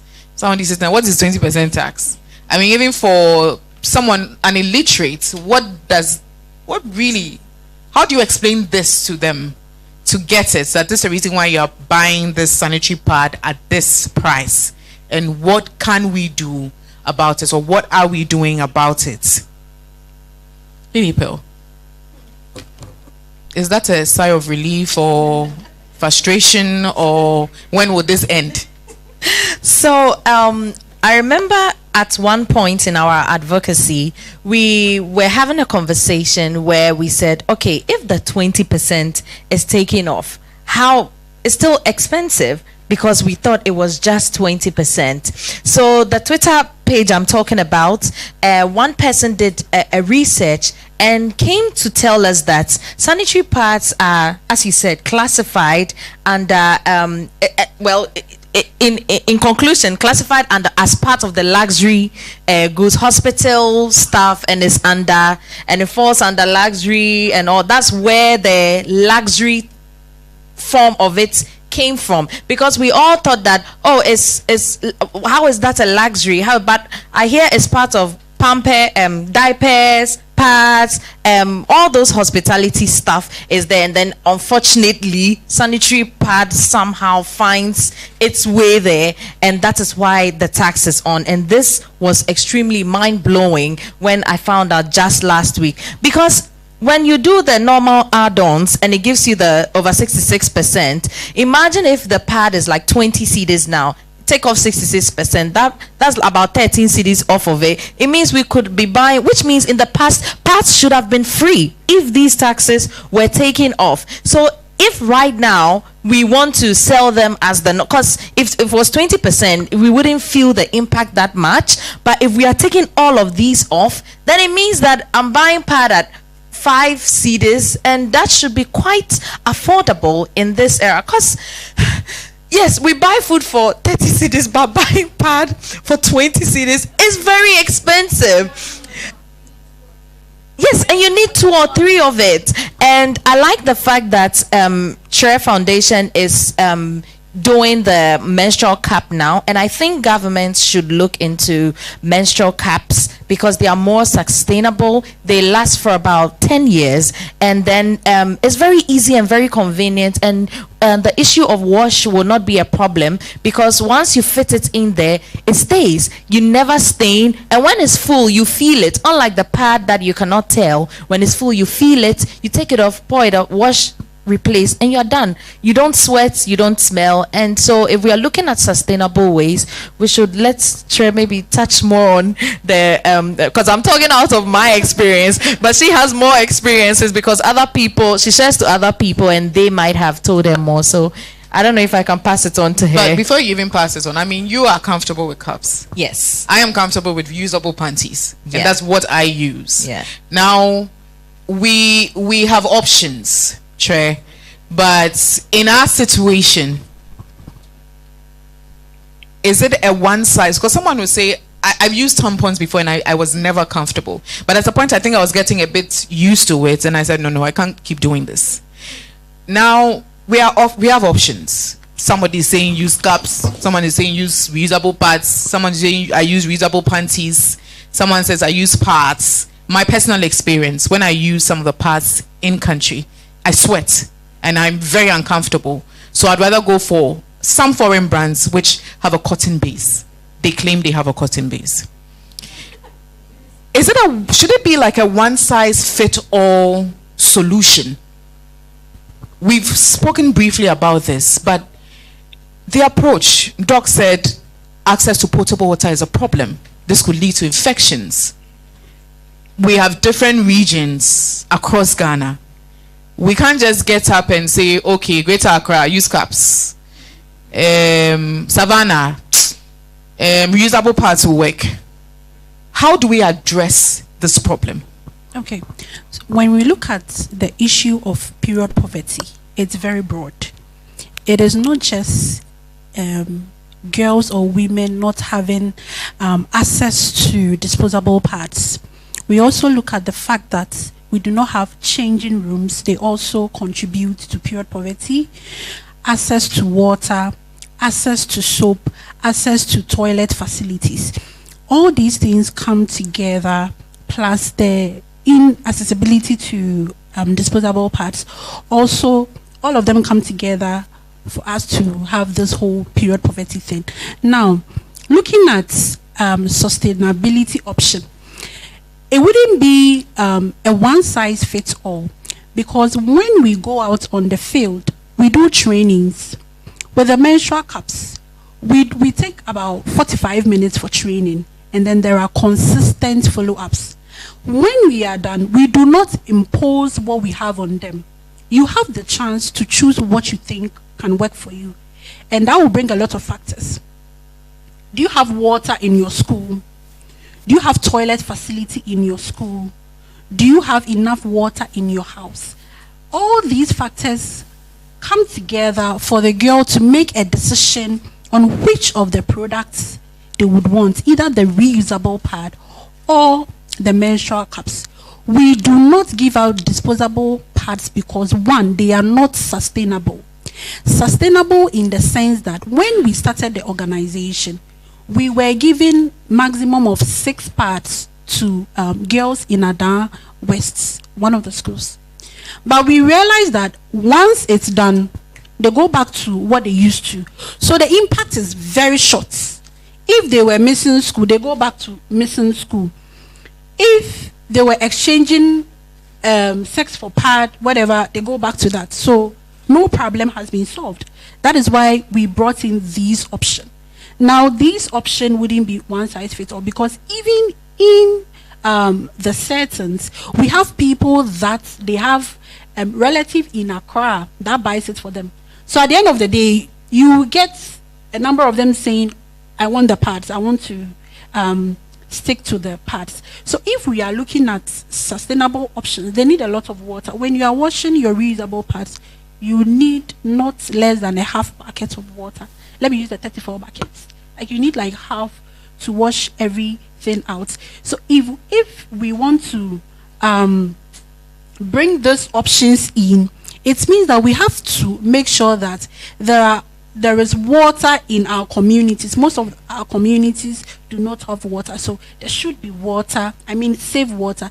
There should be soap. There should be toilets, facilities. And then I'm glad that there are laws that if you are building, at first they'll just build a house with no toilet facilities. But right now there are laws in place that are checking all these things. But then these communities would need enough water to be able to look at the sustainable option that we have. So we do not have to put the disposable parts totally away because it works for some people. So that means that the taxes or whatever that is making it so much expensive needs to be taken off. If it can be made free for people in rural settings that cannot afford, maybe we should look at that, plus the sustainable options, making sure that all the necessary things are in place for easy usage. Thank you. Kojo, can I speak to you? Because it's a bit if you say we they say asema working na water na can we get there? It's possible. It's possible. Let's start. Okay. Now, Doc, you indicated that in relation to priorities, and I was trying to look for a research that's a connection shared with me on LinkedIn when I think when she saw the post on today's conversation. And she said that in Europe, I think there were some findings that it was retailers, not the women, who benefited from the scrapping or repeal of the tampon tax. So are we fighting a lost cause? Or from your point of view, what do we do? I was having a conversation with someone, the person said there should be a system to track it. Do we have it all right when it comes to, you know what I'm talking about, and I don't want to go there. But then again, how can we deal with this so that in the long run, okay, government says, you're making too much noise about scrapping this tax. I've done it. And then these CSO people will one day say, they've done it, but after several years, we've done research and realized that it's not worth it. The women or the girls are not benefiting. It's the middle businessmen and women or the retailers who are benefiting from the scrapping of the tax. Dr. Economist, what do we do? Very well, Wendy. I mean, it was a discussion I was having with one of my students as I was coming, and it makes a lot of sense because sanitary products face an inelastic demand. Whether you like it or not, you buy it. So when a product like that, a tax is put on, the seller would pass on all the tax because you cannot do without it, right? But when you remove it too, the chances are that they would pocket the benefits because even if they do not reduce it, you would still demand it. So I give you a typical example. I mean, when the government removed a lot of taxes at the earlier stages on spare parts and things, people complained that it didn't translate into the prices. And then they came justifying that other things had gone up. So if you are not careful, you end up enriching the people who are involved in there. And that is why I'm saying that the conversation should move beyond the removal of the tax and should be about creating access, letting people who need it have it. And that is when something like that, so for example, government initiative on one district, one factory. Do we have a factory there that is producing sanitary pad? What options are there to support them so that they would be able to produce at very competitive rates and make it available? Once it is produced, could there be a government initiative where the price would be highly subsidized or even made available for free for people in deprived communities, people who are coming from deprived backgrounds? So I think that the conversation is a good start, but truth be told, it could be scrapped and then you would not see much difference in terms of the price on the market, because the middle people in there would just pocket the difference because of the nature of the products.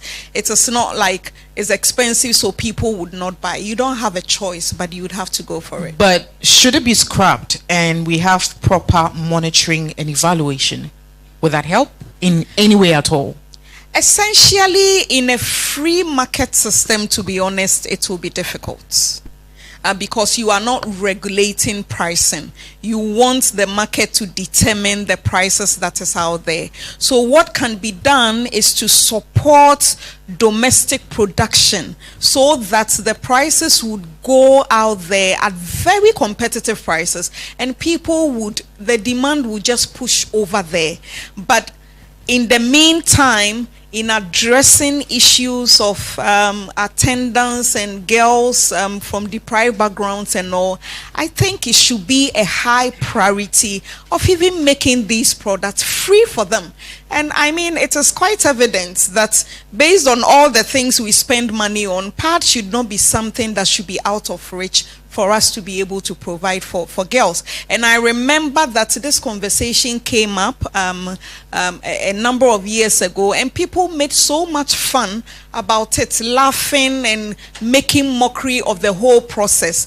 And it is all because it takes a cultural connotation. We do not talk about it. We do not. And also, I would advocate that, the CSOs lobby the people that matter, influential women, to channel this cause, because truth be told, lobbying works. If you have an influential person who believes in this cause and you have real life examples to support these, I mean, it shouldn't be something that is unattainable. But a wholesale removal can go some way to reduce it, but there is a bit of a caveat over there. Lily Pearl, I saw you.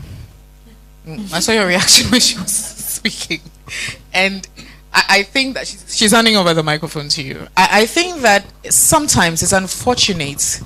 Lily Pearl said there's a politics to it. And even for the domestic producers, they shy away sometimes from having conversations about this. So as to whether they are benefiting or they are challenged, I'd rather not talk about it, because I don't want to be tagged as being political. Lobbying. You've touched on lobbying early on, but don't give up. Can we? You see, when it comes to lobbying, it boils down to whose side you are on. It boils down to who knows you. And it boils down to how does it make me look in the public eye. A lot of people at the top are not there just by themselves. They are there representing people. They are there representing a party, an organization. They are representatives. Anytime you go to such people, they look at how it's going to benefit them first before they think about you. So you will have several meetings. You hear so many promises. The problem comes with follow-up. The next time you go there, you won't meet the person. You don't have direct access to the person. And you always hear the secretary telling you the secretary excuse. Oh, she's gone for this meeting. Oh, she's here. Oh, she's there. There are times that you even go to an office and you sit there almost the whole day. They just frustrate you so that when you get tired, you can go back home. And it is the same process always. When we talk about lobbying, UNICEF is a big organization. Plan International is a big organization. you think that they don't know the big people to make sure that this should happen.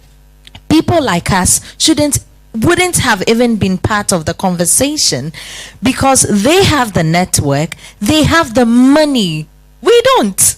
We always beg. And recently she shared a screenshot of when she was begging somebody that buy a box of pad for me, for my girls, and the person said, come to a hotel for the money. So we don't have the money. We only have the voice. But the people at the top who have every resource can do the lobbying, but something is stopping it. And that something has to do more with the interest of the person at the top than the interest of all of us down here. And I think that is where the problem is. And just like you're saying that these INGOs have the resources, the net worth, and the network, they also think, because I had a conversation with one of them on World Menstrual Hygiene Day, and they feel that we can't do it all. Government has a responsibility to play.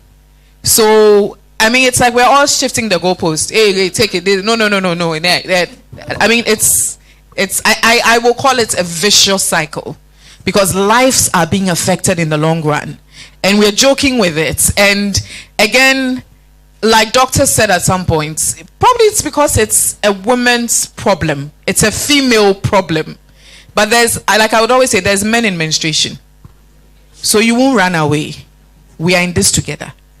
We have to find a way of dealing with this problem. Francisca, Lilybell has shared her bits. Lobbying is difficult. People are not interested.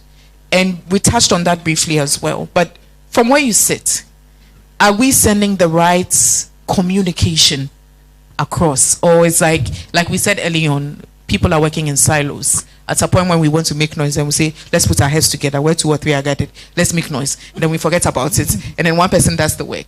Are we sending the right communication out there? Well, so far the activism has been individualistic, let me put it that way. Most people are working in silos. Most people do not know what we are advocating for. And most people do not know the roles they are playing within this. We have a national gender policy, which the Ministry of Gender could trigger to get this repealed. We have a budget operations manual, which has a point of it saying that they consider gender in all these things. But in actual sense, gender is not considered in fiscal policy making. The Ministry of Finance knows its roles. The Gender Ministry knows its roles. Nobody is doing anything about it. CSOs, we know our roles, and we are just working in silos, as I said. We are not really projecting what needs to be projected. Even till today, I'm pretty sure most people did not know the amounts they were paying on these things. So maybe we should come back to the drawing board and re-strategize and think of the best move to take from today, so that we can sustain this beyond Menstrual Hygiene Day. Because most of the time, you hear things about this on Menstrual Hygiene Day, and the week after that it dies down. You don't hear anything again. So I think the communication is not going out there, and just we need to re-strategize here.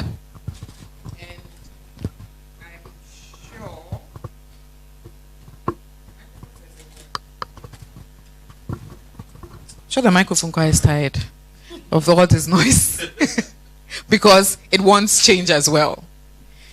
Now, I'm sure, Kojo, we won't end this conversation here.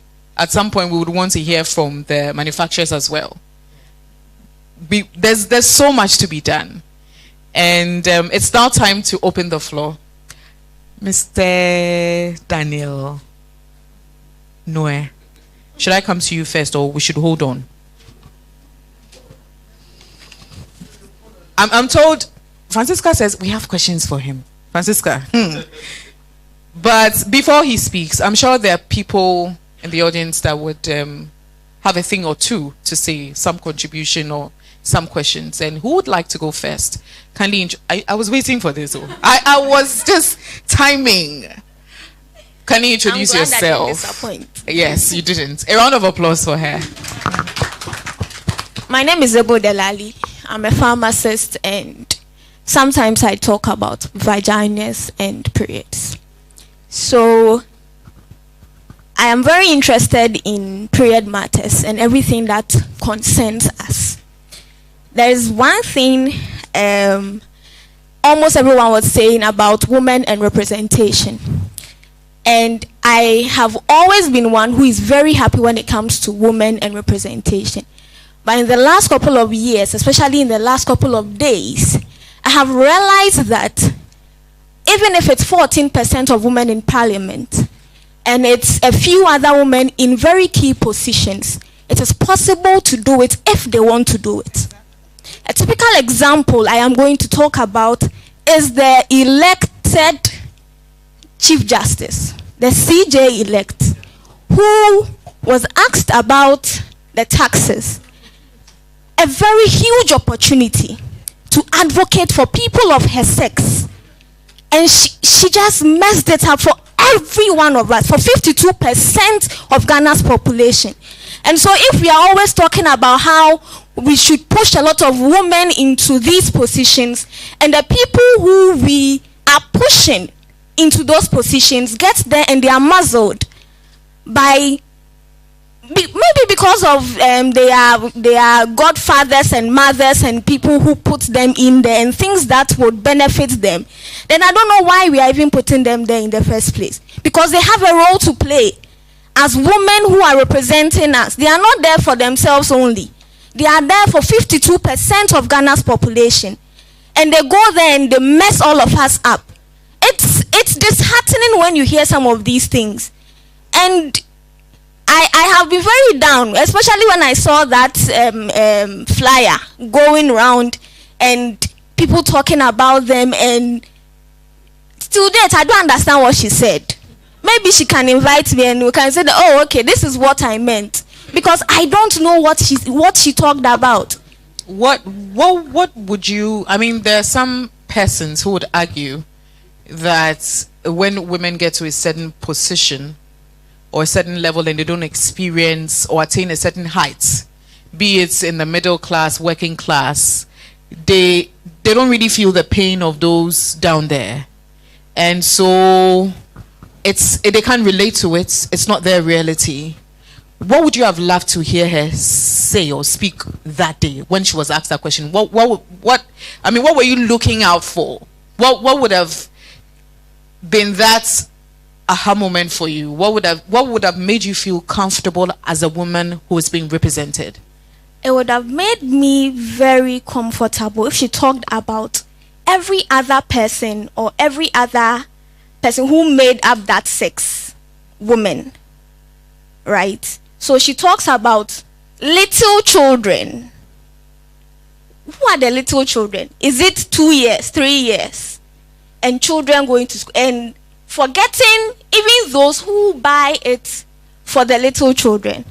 So is it the little children who carry the 2 CDs and go there and go and buy so that they will not tax that child's menstrual pad? Because that is what she said. And then when I go, because I am not a little child, then the tax would, I will be taxed, because now when I get there, I don't qualify for her little children over there. And also for her to talk about local manufacturers. We are talking about he was talking, you talked about 2 organizations, 52% of Ghana's population. And those 2 organizations are the ones that are going to cater for all of us. It's not possible. And so she could have advocated for that 1 district, 1 factory. Just 1. You get what I mean? There are a number of ways in which these things can be tackled. From tax waivers for local manufacturers, so that they'll be able to manufacture enough to cater for us. Now, if we say that we are even going to increase the taxes so that it will encourage these 2 local manufacturers, they wouldn't be able to cater for all of us. And we are very, very important. Now, apart from that, she could also have made it in such a way that we feel comfortable about it. When she talked about it, I felt like she didn't feel the plight of the people she was talking about. And privilege is blinding. It makes you not see what others are going through. It made it seem like even those who are in Accra and other places, we are experiencing it. If you want me to take 25 Ghana cedi for the first 3 days to go and buy a menstrual pad, it's very difficult. So it's not, maybe she didn't understand the plight of all of us. Yes. And behind who, Ebo, I know if I give you this, I leave this microphone with you, we'll live here next 2 years. But I'm grateful for your contribution. Yes. Thank you so much. A round of applause for Ebo. I mean, I love her passion. I sometimes see her conversations about menstruation on social media, and I think she's bold. I mean, even for some females talking about vagina, menstruation period, I heard somebody say, when she said vagina. Vagina is a part of the body. A round of applause for all of us. So I think you're doing a yeoman's job, and well done with what you're doing. And thanks for your contribution as well. I am extremely excited that she brought this up. I mean, I sat behind the television in the newsroom and I was watching the woman when she was talking about the thing. I'm like, wow, this is a big platform for this woman to have said it for us. What stopped you from saying, remove it? That's it. Just take it off. Because let me tell you, Wendy, this conversation is a vain pursuit. You're not going anywhere. We are not. It's like you said, a vicious cycle. We are not going anywhere. We just want to excite ourselves about this tax issue on parts. This is the first time I'm hearing the word period poverty. It's scaring. Because I have a child who is 14. And when she was going to the secondary school, I said, Lord, let her have a period at home so I can talk her into it. Then she went to have it at school. They called me. I was there. And the experience the child told me, Wendy, I wept. If I tell you the school that she's in and the experience she went through, I'm telling you this conversation is a vain pursuit. We are not going anywhere. Why should even parts be taxed in the first place? I'm sitting right behind Mr. Nwe, and all the conversations they are having, he's laughing about it. Sort of, you don't know what you are talking about. And truly, we don't know what you're talking about. Otherwise, why should lobbying be that difficult? Like the woman is saying, lobby to remove what? Taxes on part that women that we are going to lobby use themselves. I think it's a vain pursuit.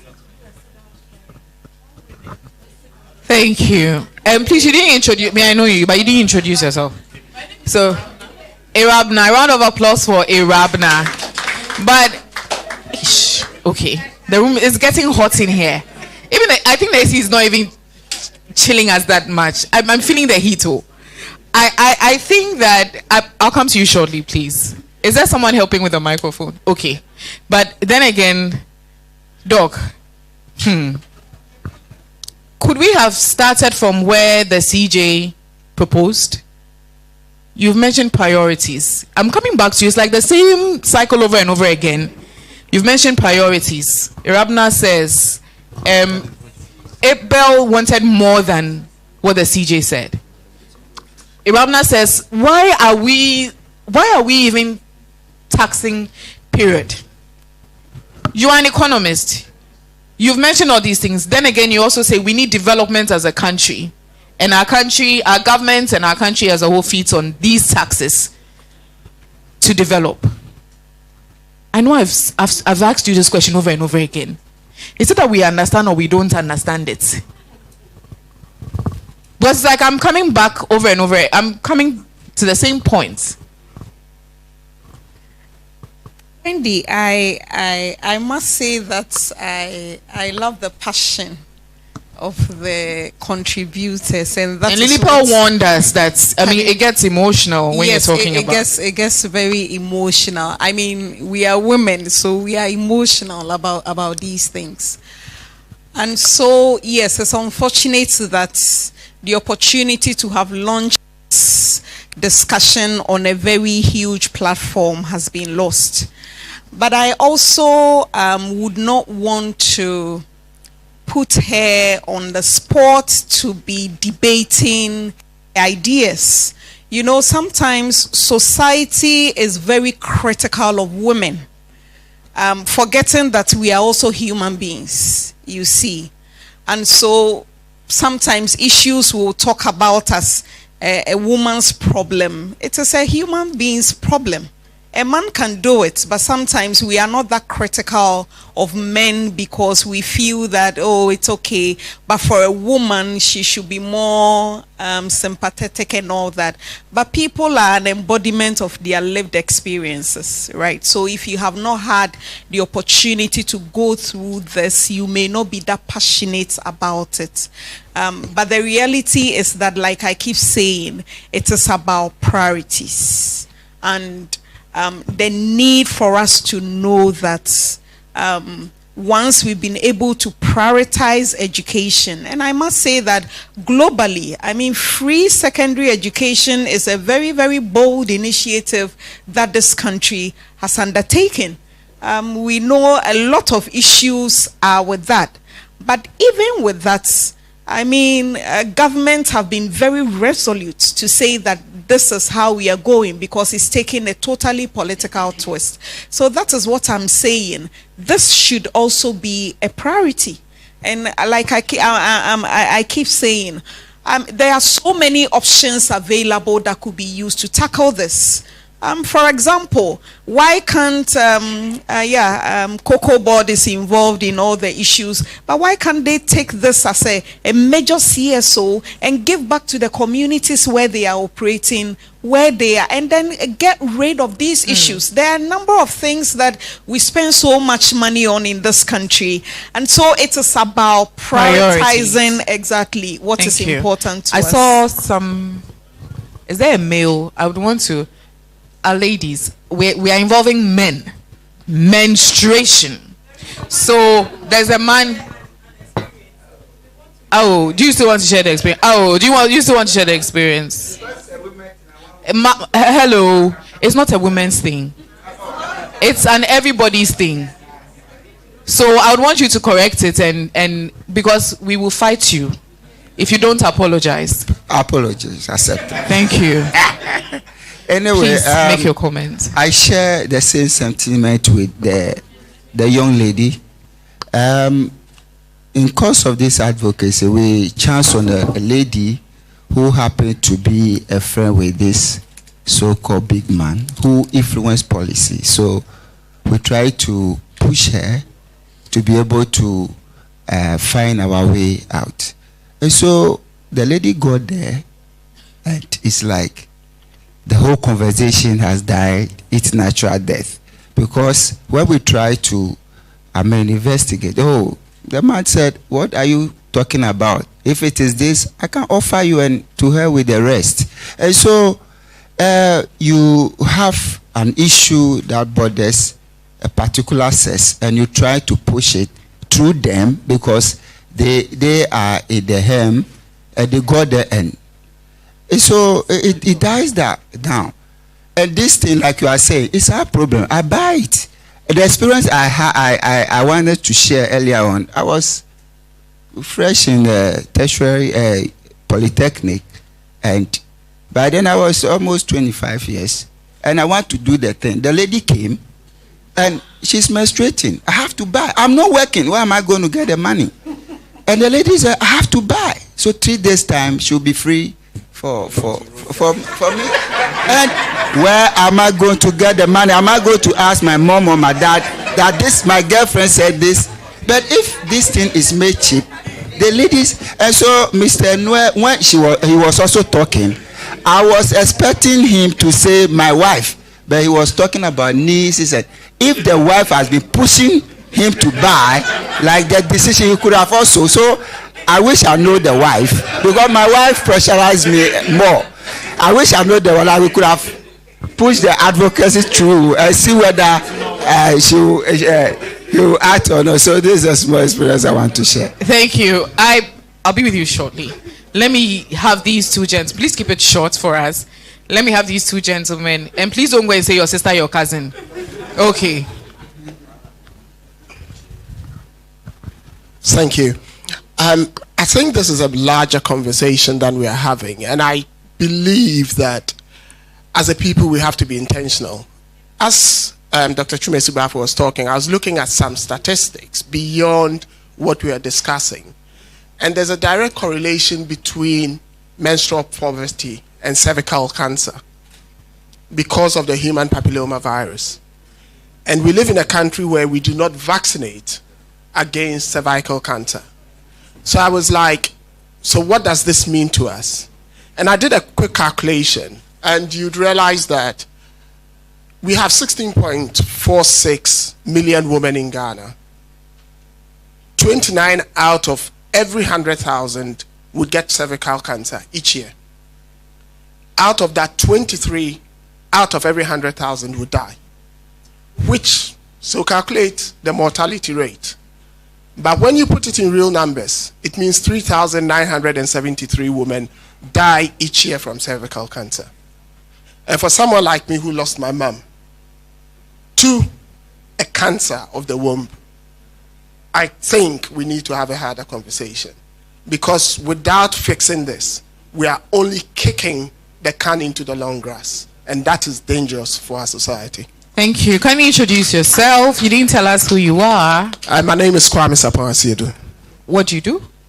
Because I'm sure a lot of people will be interested in that bit that you highlighted. I know Rabna is a journalist. Abel is a pharmacist.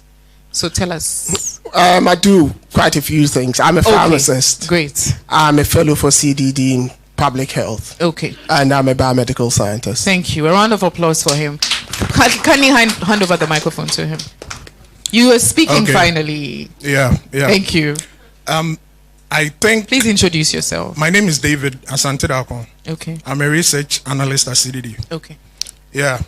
I think the conversation when it comes to the interaction with politicians may be lacking because there haven't been much engagement on figures. Sorry.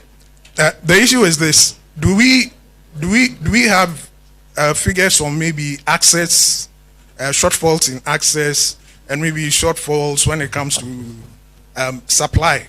We don't seem to have those. So when you're engaging a politician and you are not talking numbers, it becomes difficult to engage their interest. And I think that's where maybe the conversation should begin. I think that's where the conversation should begin. So maybe we should look at engaging research, on the actual scale of the problem. And maybe that will pique their interest. Now, I know, and I'm sure Francisca will answer the question. For access, for instance, when you go to GES, there's an MHM policy. And there's a lot of work that has been done there in relation to data there. So, I mean, we can always add on. And it's no excuse. But again, like Doctor said, enough of the narrative and the talk. It's become like a talk shop, a cliche. Every time we say the same, because we know what the problems are. And it's quite worrying when we have to do this over and over again. And enough of working in silos. We have a lot of work to do. And I keep saying that. Francisca, what do you have to say to this? And could I just make one final point? I think we should also look at connecting the issue of unemployment with this issue of period poverty. You have a community where people are unemployed and they also there's a huge demand. So maybe we should explore how we can get people, instead of always supplying them, we should look at how we can get them to, fulfill their own needs in a way that benefits the community at large. An answer. It's not an absolute, though. But I have personally worked with some of these international organizations, and what they do to stop period poverty or try and bridge the gap is that apart from the education and support they give, sometimes these girls are trained in bead making, in hairdressing, so they also don't fall victim to period poverty again. So I think I mean, one way or the other, the work is being done. But again, it's in silos. So we have a lot. But I'm looking at a situation where the community itself is producing the parts. Okay. Okay. You get it? Okay. You are generating employment, you are solving a problem. Okay. And you are also doing something that's more sustainable than... Okay. All right. Yeah. Thank you. Round of applause for him. Let's come. Research bit, and I must acknowledge that it's very important. In Rwanda, it was research that showed that 18% of girls, they actually established the correlation between period poverty, the expensiveness of the pads, and school dropouts among girls. They established that correlation and they produced that research, 18% of girls, and they sent this to a government champion, was their Minister for Justice, a male. Sent it to him, and he used that research to propose a bill on the floor of parliament, and that is how Rwanda got their taxes repealed.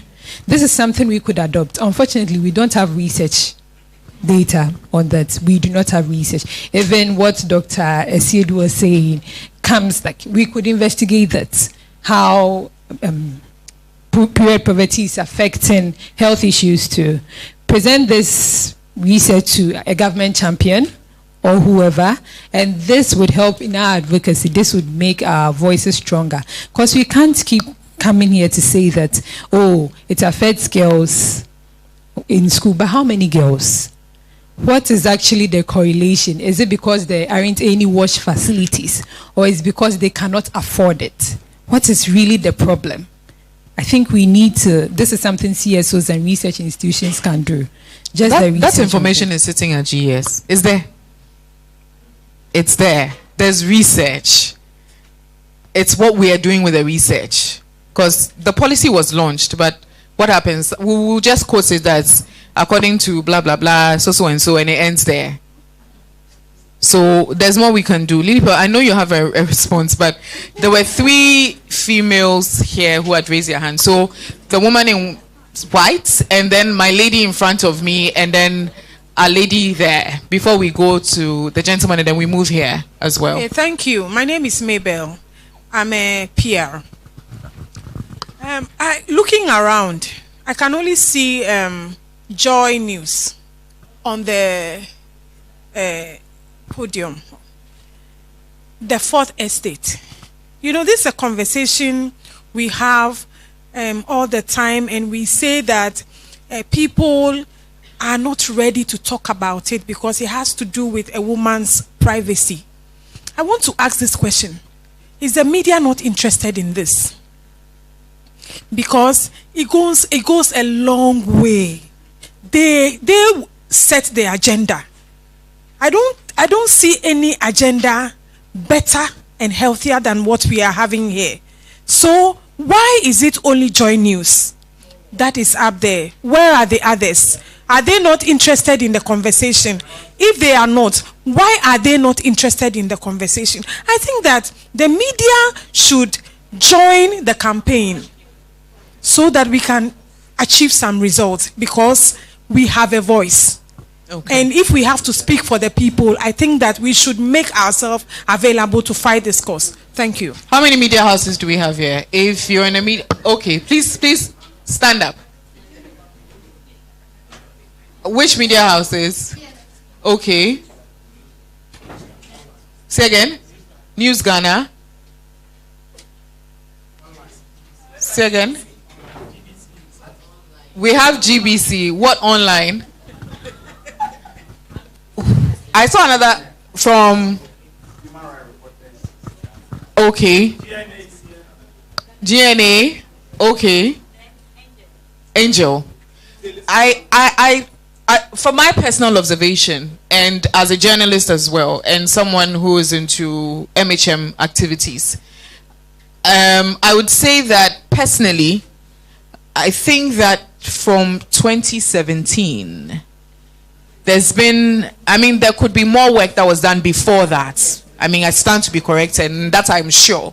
But I think the media campaign and awareness and advocacy and a lot of concentration on MHM matters started around that time. And I'll say that we're doing some, but there's a lot more that can be done. We also, like she indicated, let's prioritize it. Please don't go and do a 50-second story. Do the special reports. You know, I know that some of the media houses are doing their best, but we can do more. And she mentioned agenda setting. I mean, we need not wait for World Menstrual Hygiene Day or the month of May before we start churning out stories on menstrual hygiene management. We can do more. Do we agree? Lily Pearl? It's difficult. Oh, why? It's difficult. You know, every media house has a media house style. The editor needs to be interested in your story before it can actually even go in the first place. If you bring a story like this, they'll try to look at the promotional angle of it, and a lot goes into and you know it. I don't know. Please tell us. I have no idea what you're talking about. So, and within the year, a lot of activities go on. And so it's very hard that we focus, the media will just focus on menstrual hygiene, you know, and it's expensive. It's expensive. Why are you telling me I know? Keep talking. We're listening. It's expensive to focus on special reports that have to do, you know, because you have to travel. It means that the media house will have to pay for all these things, and it's really expensive to solely focus on activities that have to do with advocacy. Yeah. Maybe, I don't know, NGOs or, I don't know, people can come together to sponsor media houses to do focal stories on menstrual hygiene management. That will help a lot, because a journalist can't by themselves say that I am doing this and then it's going to fly. What is the story behind it? I mean, that's true. That's also very true, because they are employees. They need to make money as well. And I know of instances where NGOs have sponsored or supported the coverage of some special reports, and it's gone far in terms of agenda setting. So we need everybody on board. You've bashed us, but we also need the money. So, I mean, we all have a role to play. The long and short is that I'm sure if the media is giving the necessary support to set the agenda, it will put government on its toes as well. So it's interconnected. Again, like Doctor said, it's priorities. Do we prefer to invest money somewhere else, or we want to give it attention, or a lot more attention than we're doing? My dear, I see you're getting tired. You're very patient. Thank you. Please give her the microphone and we go to the back. Patience. Patience. Thank you very much, Wendy. My name is Matilda, and I'm a member and the president for the Young African Women Congress Network, Ghana chapter. The conversation is very interesting. I've just been here thinking and asking questions. Now, Wendy, I'm asking why sanitary pad is considered luxury. Personally, I feel it's a sin. I feel like it's a problem for myself, young girls, and even women to menstruate. Why is this becoming a big problem that cannot be attended to? We had a woman who had a big platform to speak for us, but she didn't. So I'm considering the short to medium term intervention. What can we do as a people? I want to suggest that, as Doc said, we could speak to influential women, influential people who will be ready to move forward so that we will support them.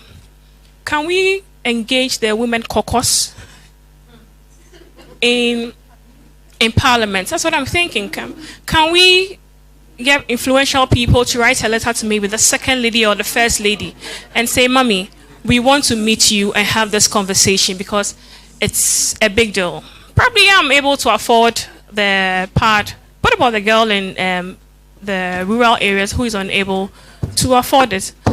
She mentioned that, Pearl mentioned that it's about 66% of something involved. Can we have a conversation to say that we believe this is a long-term issue? We want a short to medium term.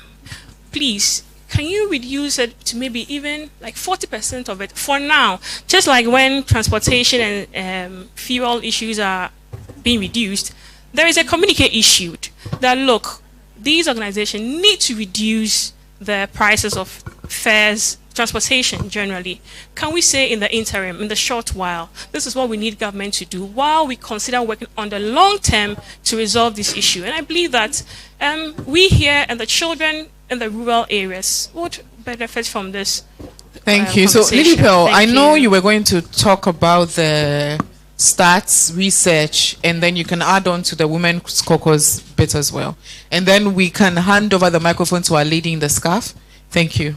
Yes, so when it comes to research, I know apart from the Ghana Statistical, UNICEF has done extensive research, and they came up with the finding that in a month, girls miss school 5 times due to menstruation. If you put these 5 times together in a semester, they are missing school 20 days, a whole month, out of the 4 months that they have to be in school. So this information is part of the information we put together to present. Not just us, but so many other organizations have presented petitions, even as far as to Parliament, to repeal these taxes, because we were looking at it from that angle. Today I've had so many ideas that it's not even just about the taxes, it moves beyond the taxes. And I'm very glad we are having this conversation, because at a point I felt like, okay, we are going to talk again, and then, you know, next year, the year comes, and then we need to mark our calendars, we are going to talk again. But for the first time, I've seen the conversation moving beyond the taxes and looking at other alternatives. Do we even need to do the taxes in the first place? And I really like that. So there is research, actually. And it was really recent. When it comes to engaging the Women Caucus, they are aware. They know. You mentioned the first lady and the second. I don't know. Maybe I don't know. Maybe it's a matter of whom they know and whom they will look good to, because I do not believe that they don't know, because people, in fact, they mark the day themselves. They are doing activities themselves. If something as basic as this necessity, menstruation is part of being a woman, is part of your existence. In fact, is the reason you are a woman. So if you're telling me that you are unaware as somebody in women's cult, look, we don't even need to come and engage you. It should be something that should be part of you. If you are truly a representative of your constituency, this should be something that should be at your fingertips. You do not need us to come and tell you that this is what is happening. You should know. Okay, thank you. Please hold on. Let me just, else we'll leave here tomorrow morning. No, please. I am the lady in the scarf, and then we'll take, because I know Mr. Noah has to leave, and he's been very patient. He stayed through and through. So the lady in the scarf, and then Mr. Mautor from the Ministry of Gender. We have Ministry of Gender here. Yes, really. So he'll speak, and then not gender. Not gender. You're retired. But you've ever worked with them, and you have years of experience. So okay, so you speak as a gender consultant in that capacity. Great. So our lady in the scarf, and then Mr. Aula will speak, and then we'll go to Mr. Noe.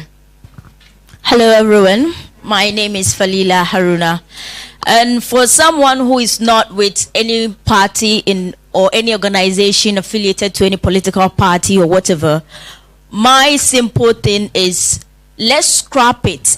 Let's make this part accessible to those basic schools, to those community centers, to those cheap compounds, so that those who can't afford it can go there and then take them.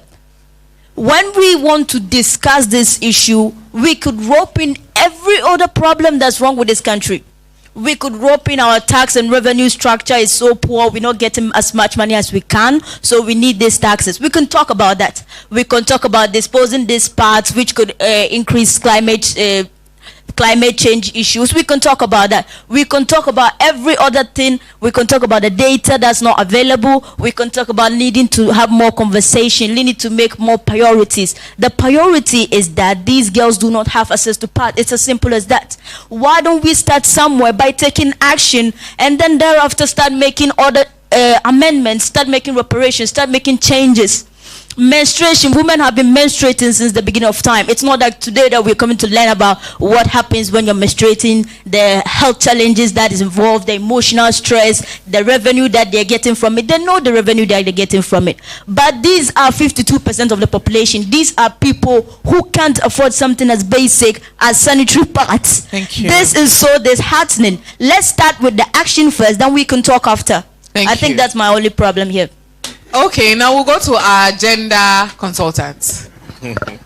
Is he smiling? Yes. Okay. Thank you very much. Thank you, sir. First of all, let me support what Dr. has just said concerning prioritizing and then broadening the discussion. Certainly the menstrual hygiene products, I personally feel they don't belong to the luxury category. Probably we need to take a second look at that. And even if they need to probably identify some of the key taxes that we may, take off to reduce the costs, we need to look at it from that angle by way of broadening the discussions. She indicated that we may take all the taxes off, yet the products may not get to those who really need it or those who we are targeting. So the question is, how do we get them even to use it, even if they are all free? Maybe they are not paying for it. How do we get them to use it? There's a lady who was just sitting by me and indicated that in the central region, they went to some communities, some schools, and we're talking about, menstruation. And people don't want to, why are you talking about this in public? And even when they took some products there and they left them with the head teacher, I say, oh, no. Why do you leave with the head teacher? Why don't you give it to a lady and that kind of thing? You see, so we can just see the kind of mentality we have down there. Maybe it's a taboo culturally, we don't want to talk about it in the open, etc., etc. So we need to also look at this from this angle and see how do we even get the products to those people who really need them, so that openly we can talk about the issues and then they can use it. Thank you. Additionally,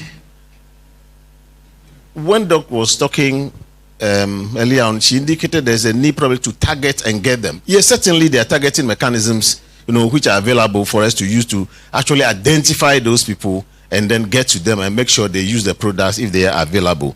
The local production, for instance, we need to seriously look at that and see how best we can do that. Among the stakeholders, the Gender Ministry, the Ghana Health Service, the Metropolitan Municipal and District Assemblies, then the Ghana Education Service, there is a targeting mechanism that they can use to identify that. So we need to get all these stakeholders even involved to come up with strategies on how to actually make sure that even if the products are free, how do we make sure the beneficiaries that we are looking for, we are targeting, because our primary target here is those who cannot afford it. How do we get them? So they have mechanisms in place, and I think we need to leverage on those targeting mechanisms and work together with them, design strategies that we can implement to ensure that these products get to these people at the lowest cost, even if they are not free, at the lowest cost, so that we can promote the usage and therefore enable these girls to not to miss the 20 days or one full month that they miss in every semester just because of menstruation. So these are some of the few things I want to make for them. Thank you. Mr. Daniel, you have the floor to yourself. Please don't disappoint us. Thank you. And don't confuse us. Thank you. I was actually planning to confuse you a bit more. No. All right, and I'm very happy at least I could. Let me come here because I don't want people turning and having a problem with their necks. I don't want any whiplash over here. I'm already being accused of a lot of things. All right, and as I said, I'm very happy I came for this program. This conversation has been going on for a while. And when I started, I talked about looking at alternatives, or what really do we need to do. I'm happy from the panel and then the things we've heard that we need to come together, and we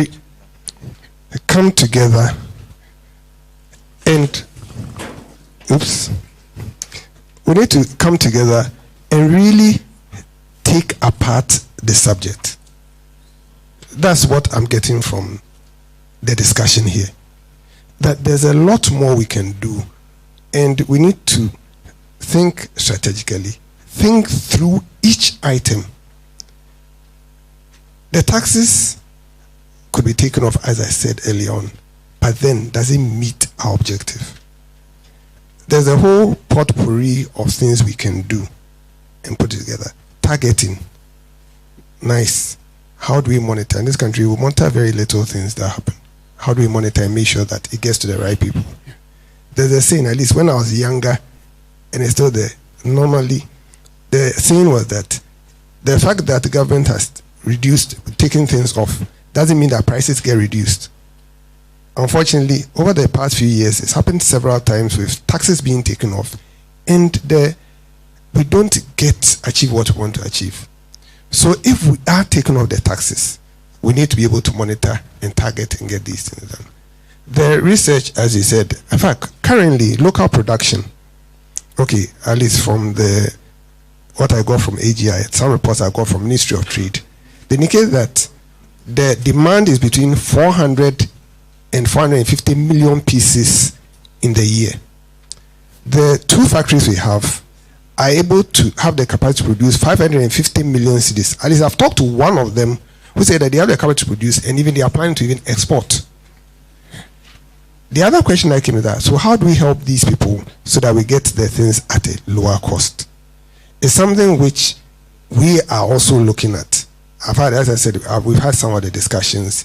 We want to make sure that we get and come out with at least a good solution. I would have said the right solution, but a good and sustainable solution, so that we don't have to come back next year and go around again this way. So we will expect your support. We will continue to engage so that we come to a conclusion, which is why, as I said, I'm here today. You said you've never seen us. Today we are here. We are serious about getting a solution. Now, on the taxes that were put up, the one thing I want us to understand is that you don't do a straight line this time, because not all of it is on the base price. The network charge, for example, there's a network charge of 1% of the cost. And because it's a service those people are providing to you, that's why there's a VAT on it. So it's on the 1% and not on the base. So if you add all together, it doesn't give you the right thing. That is even for imports. When it comes to the local production, it's separate, it's different. Let me say, there's nothing like a luxury tax in this country, please. It's a misnomer, luxury tax. So luxury goods, what are the taxes on luxury goods, if you help me out? We don't, you see, what we have when it comes to the tax structure, customs, imports, we have some items that are zero rated. That is normally for raw materials. Most raw materials that we don't produce locally. If you are bringing them in, there's a zero rate of duty on them. We have a 5% concession rate, which is normally for machinery and some other things. Then there's a 10%, which is for semi-processed goods, goods which are coming in to be processed again. We have a 20% for goods, general goods, okay. Then there's a 35%, which is on goods, and that one even is an ECOWAS thing, is on goods that we produce with enough quantities within ECOWAS. And so we don't want others to bring it and compete with our goods. There's nothing like a luxury tax. Yeah, luxury goods, it will be Wait, please. Who classified it as that? I'm saying in our tax system, it is not classified that way. We do not have that, because, you see, that is the issue. I think we are learning. Okay, please. If you can get me the literature, if we can get the literature that says that in our tax codes, that says this is a luxury item, I'll be grateful to see it, and I'll eat my own words. But I've been in tax practice for about 30 years. And the only time we tried anything luxury was when we came out with a luxury vehicle tax. That's the only time we put luxury on an item. So please, others have said it. And that's, you see, what happens is that when you pick the harmonized description for imports, sanitary pads, tampons, and then the baby, what's the name? The diapers and other things have the same tax code. If I really want to separate it right now, how do I do it? Because the description code that I will use at import to say that waive it, it means I'm waiving it on all the other baby items, on all the other items. So please, let's take our time. Listen, I'm not talking as I'm talking as a technocrat. I'm a technocrat. I'm talking technical. Okay. So if unfortunately I would have put it out for you. Can you please put the Okay. So this import duty, import VAT will be on the main item, ECOWAS levy, processing fee, special import levy.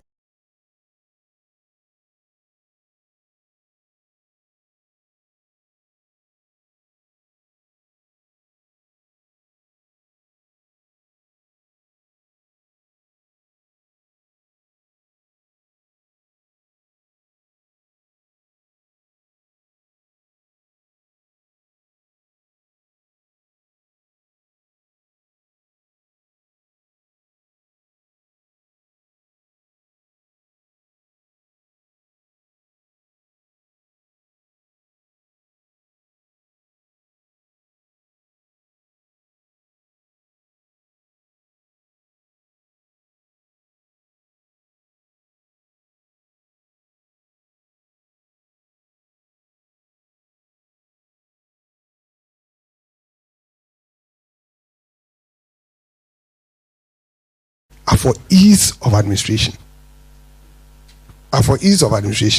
For example, we could very well, VAT, for example, is a domestic tax. It's not an international tax. But for ease of administration, we'll collect all at the import level. The VAT that you pay here, if the person is registered for VAT, the person will recover all this VAT. So it's not a cost to the person. Easy. So there are some more technicalities. Unfortunately, we don't have the time for me to do that. But in reading a tax listing, there are some ins and outs we'll need to consider. So, yes, the 20%, 15% sticks. That's a 35%. But then, the person will recover this as an expense from their cost. The person will recover the VAT if the person isn't. So normally when you're computing VAT, you take out the VAT you've paid before you add your other costs, and it's a bit technical in terms of the computation. Okay, so yes, I mean VAT itself. Some of us, the practitioners, we took a long while to understand it, the computation. So I mean, all I'm saying is that the taxes, yes, are there. There are some taxes on the items. It is not taxed because it's a luxury item. It's taxed because it's a good. We want to take the tax off. Fine. Now, in taking that tax off, there's a reason why I want to take that off. It must meet that purpose. Otherwise, then it's an exercise in futility, as someone said. We've taken tax off items before. Nothing stops government from taking a tax off. But then, we'll need to do the technical work and make sure that it will translate into the benefits we want. If it doesn't translate, we wouldn't have helped ourselves. There might be some of the subsidies we are talking about, and we are talking with the local manufacturers. If you talk to AGI, there are a lot of things we are looking at as to how to improve local manufacturing. Because as the dollars go out there, dollars become expensive. It brings inflation into our country. The prices go up. We don't want to do that. So there's a whole lot of things being done. And I talked about the Exemptions Act earlier. Exemption allows us to give incentives to particular industries and programs so that their costs will come down. All these are things that are being looked at. Those of you who've maybe heard about the IMF this thing, we are playing what we call a medium-term revenue strategy. The medium-term revenue strategy is not just an ordinary strategic plan. It's looking at our developmental needs and then aligning our tax structure with our developmental needs. So where there is the need to give incentives, you give incentives. Where there is the need to raise taxes so that we protect our industries, you look at them. So this document basically will be out around September. And would have looked at some of the incentives and some of the things we need to do so that we can help everybody. Our ladies need to go to school. I agree. I agree. We all agree. And we are prepared to make sure that they can go to school. So let's all come together. So the conversation has to continue. So I hope that when CDD calls on you again, you don't tell them that you're busy and the minister has assigned you. Wendy, I hope. I'm just asking. I got this invitation yesterday night. And we are grateful that here. you're here. So we'll be around when you need us. Thank you, Mr. Noel. We'll be around when you need us. Thank you. I'm sure one day we can ask you to do a video to explain it better for us, because I'm sure people are still confused. In fact, not just for you, for everybody as to how that is computed. A lot of people are confused. Thank you. Now, and talk about ashes. Lily Pearl, someone sent me a WhatsApp message. What does she mean by ashes? Just so we understand you properly and have clarity on what you meant. You mentioned husk and then ashes. How do they use them? Okay. So when you spoke to girls. So when it comes to the ashes, I think I'll let Trey give a more explanation to it. But when it comes to the leaves and the corn husk, yes. So what they do is that they take fresh leaves. Some girls say they dry it, but the ones who use the fresh leaves say that the dried ones pierce them, so they like to use the fresh ones. So they take the fresh leaves, they pile them together, and then they lay it in their pants and they fold it and wear it during that. So they can't tell. I mean, there's nothing like it being full because it's not absorbent, but they sit in class like this the whole time. And sometimes when the guys know now, so when they realize that they are sitting in class, they tease them. They come to them and be like, hey, oh yeah, brah.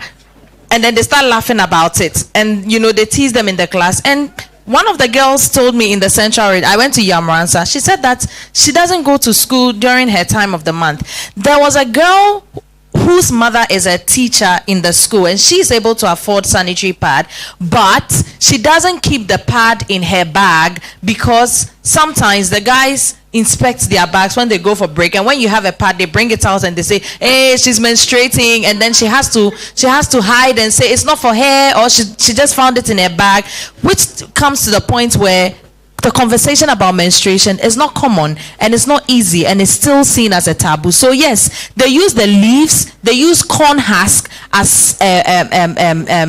sanitary pads, and then they sit like this in class. And you spoke to girls in Yamransa? Yes. And you have evidence? Yes. Okay.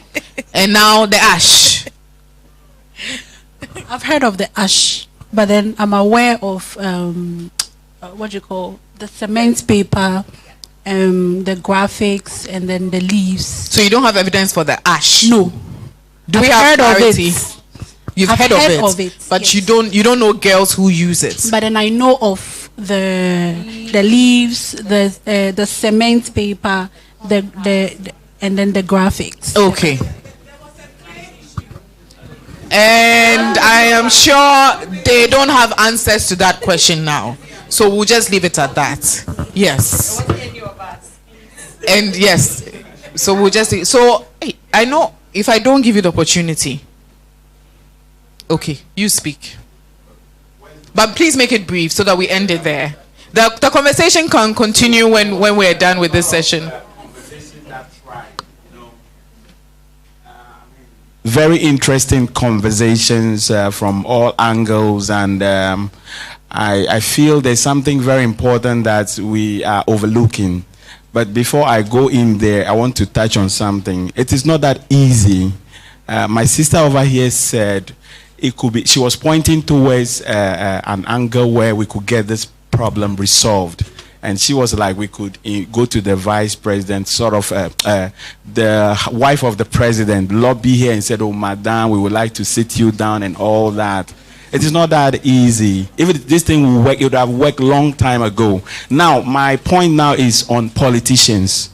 We know politicians, they always give us promises, and based on that, we've given them our votes. And that's why they are here. We've seen a politician who has given us a promise. He has not fulfilled that promise. Yet, we have taken it for granted.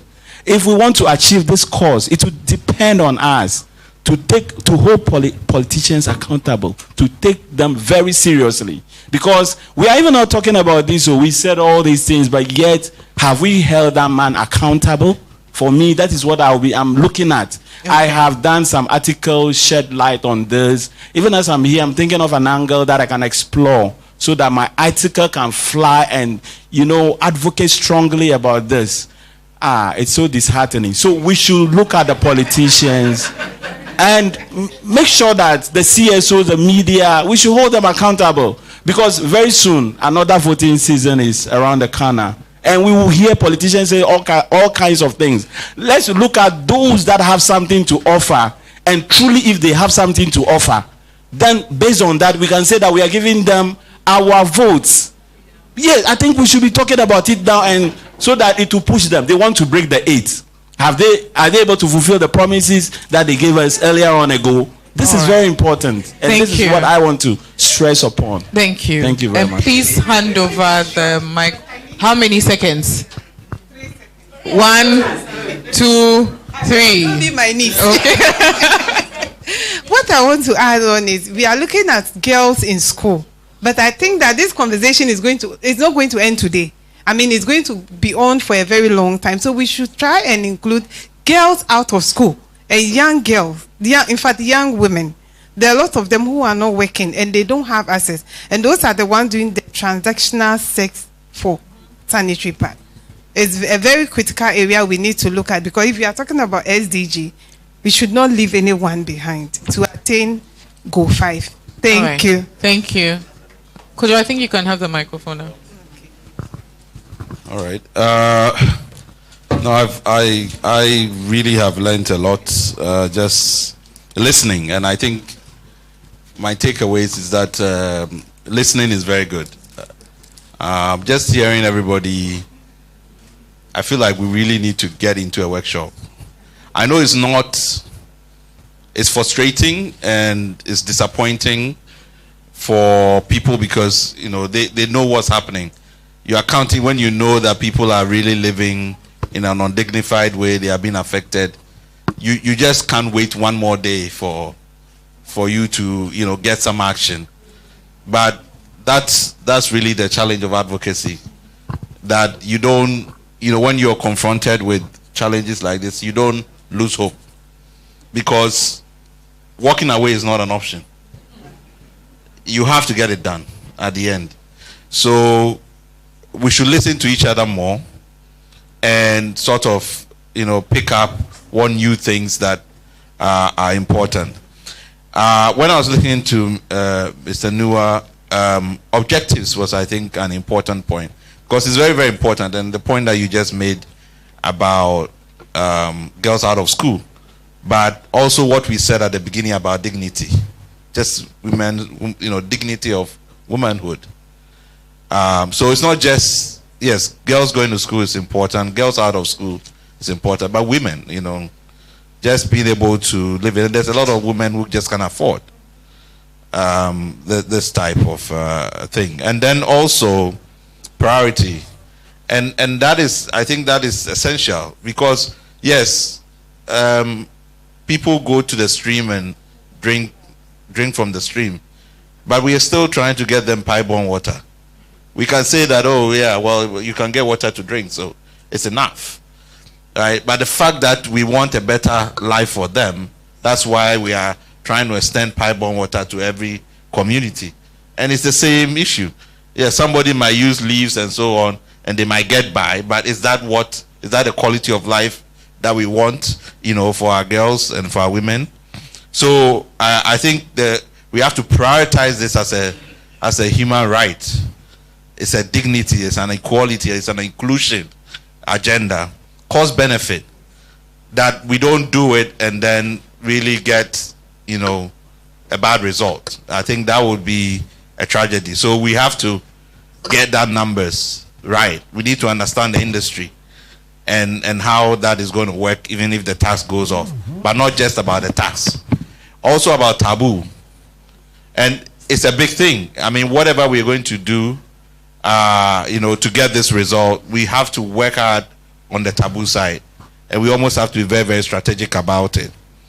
I also want to talk about data, and there's a lot we have to do to really get the data. We have to have a proposal to the tax office, you know, ready. For me, the timeline is basically November, when the 2024 budget will be read. By that time, we should have done all our negotiations, agreed to whatever tax waiver is going to be, and it should be in the budget ready for approval by Parliament. That gives us, we are in June, that gives us about, what, 4 or 5 months. It's not a lot of time. You might think it's a lot of time, but it's not a lot of time. And if we work hard at it, that something we should be able to do. But that gives us, you know, for me, a work plan that we can work with. But just to say to people, please don't give up. It's always tough, but remember why you are doing this. And once you remember why you are doing this, until that problem is solved, you don't give up. All right. Thank you. Thank you so much, Dr. Asante. And as we bring today's conversation to a close, I want to say thank you to our wonderful ladies here. First of all, to Dr. Priscilla Chumesipa for Ms. Nanekwa Ijapoma Chre, to Francisca Sapong, and to Lily Bell Baba Utu. We're grateful. And to everybody, thank you for joining in and having this open conversation about menstruation. I'm sure the insights we've shared here, the lessons, the knowledge acquired, will go a long way to impact how we relate to conversations about menstruation, and that will carry us through to bring about the change we want to see in this country, Ghana. And as our theme says, we hope that whatever we've started here, the conversation we started here, will help improve girls' regular attendance in school, through as to whether we're going to go for the elimination of the tax, as to whichever priority we settle on. We hope it will make our country a better place, especially for girls. And no girl will be denied access to education, access to living their life to their full potential because they are menstruating. Thank you so much for your time. I'm Wendy Lai. Do have a lovely evening. And well, follow CDD Ghana on their social media platforms. Thank you.